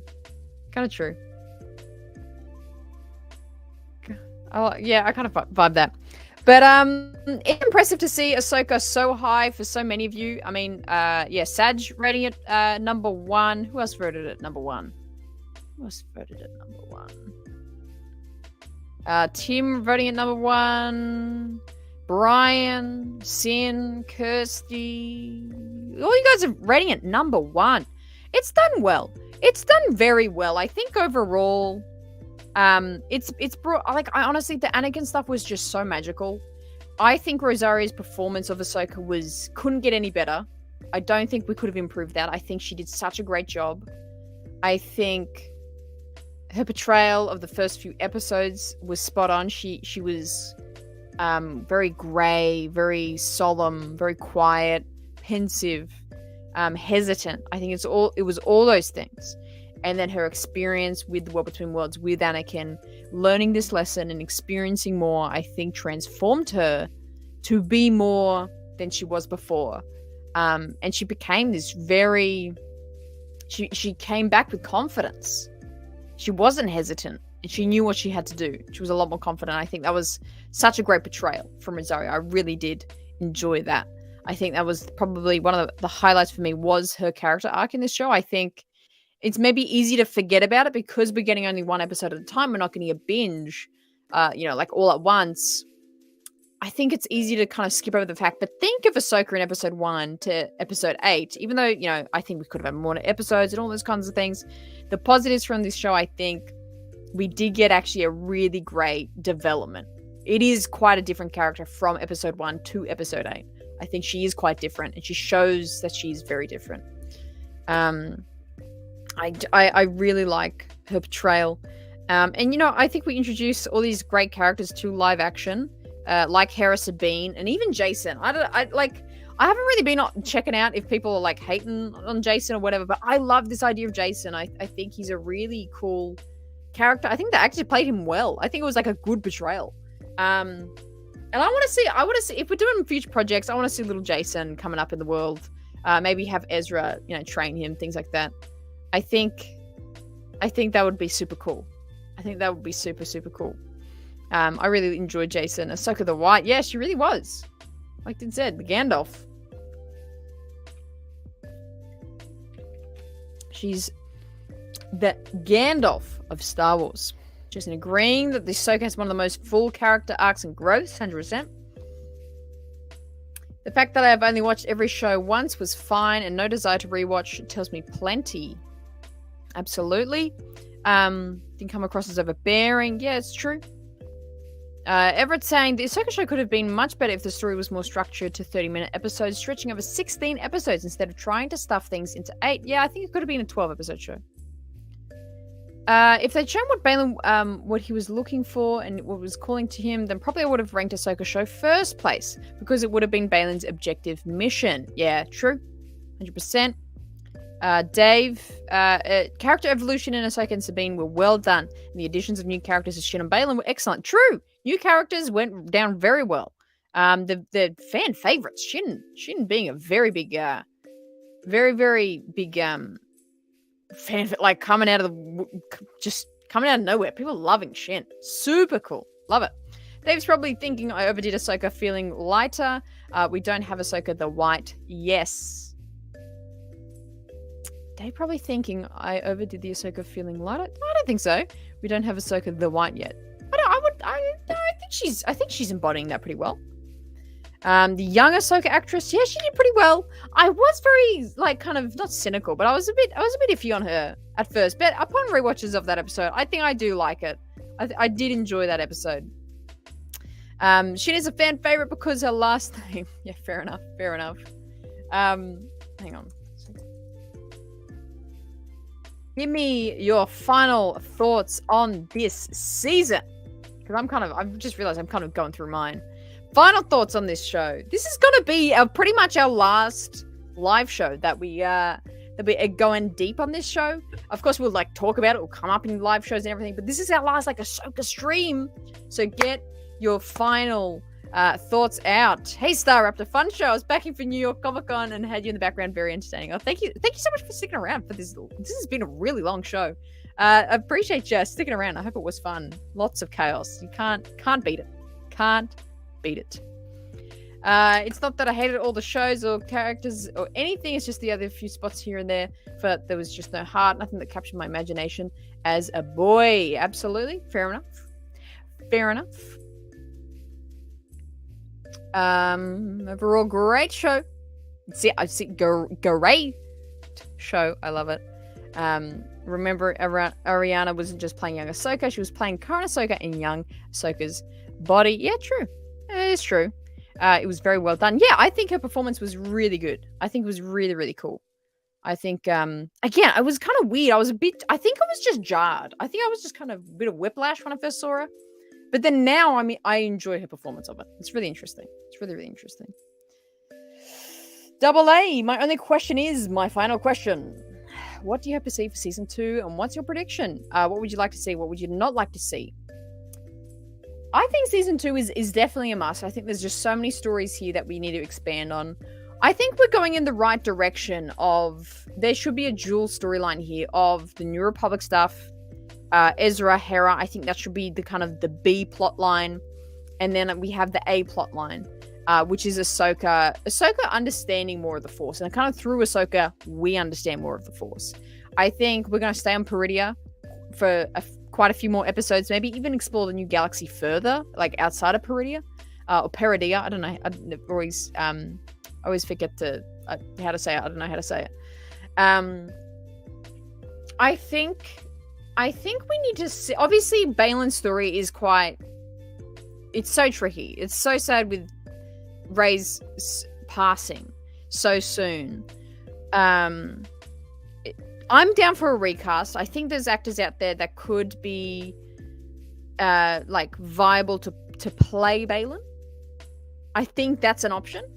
So I would really love to see Balen's story kind of explored more and expanded more, because I think there was a lot of story there to tell, and Dave was ready for that in a season 2 or in the movie. So I think that's the main things. I think we're gonna get I would love to see even more New Republic stuff, Hera, Ezra stuff. I want to see Ahsoka even further exploring the Force.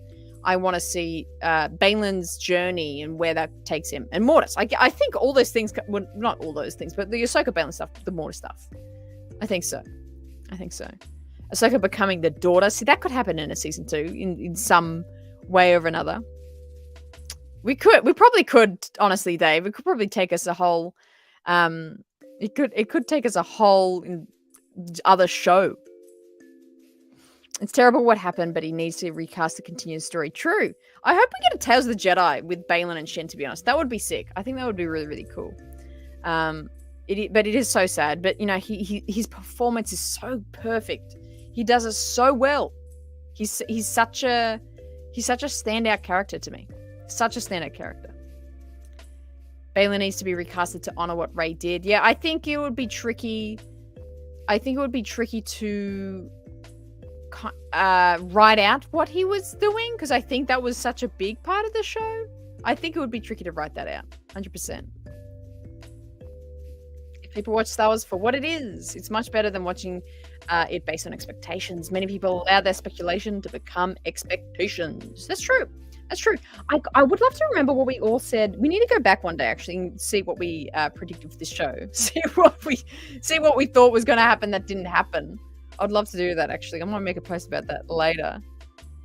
Ahsoka turns into a griffin. Balen turns into a bat. Oh, like the son and the daughter. That'd be cool. I kind of like that. And did a great job of acting with hints of lantern. Yes, 100%. He captured the Matt Lanteriness of it. I love it. I love that part. Well, gang, thank you so much for hanging out today. My voice is about to crack. I can tell. I can vibe it. We have almost had a 3-hour show today.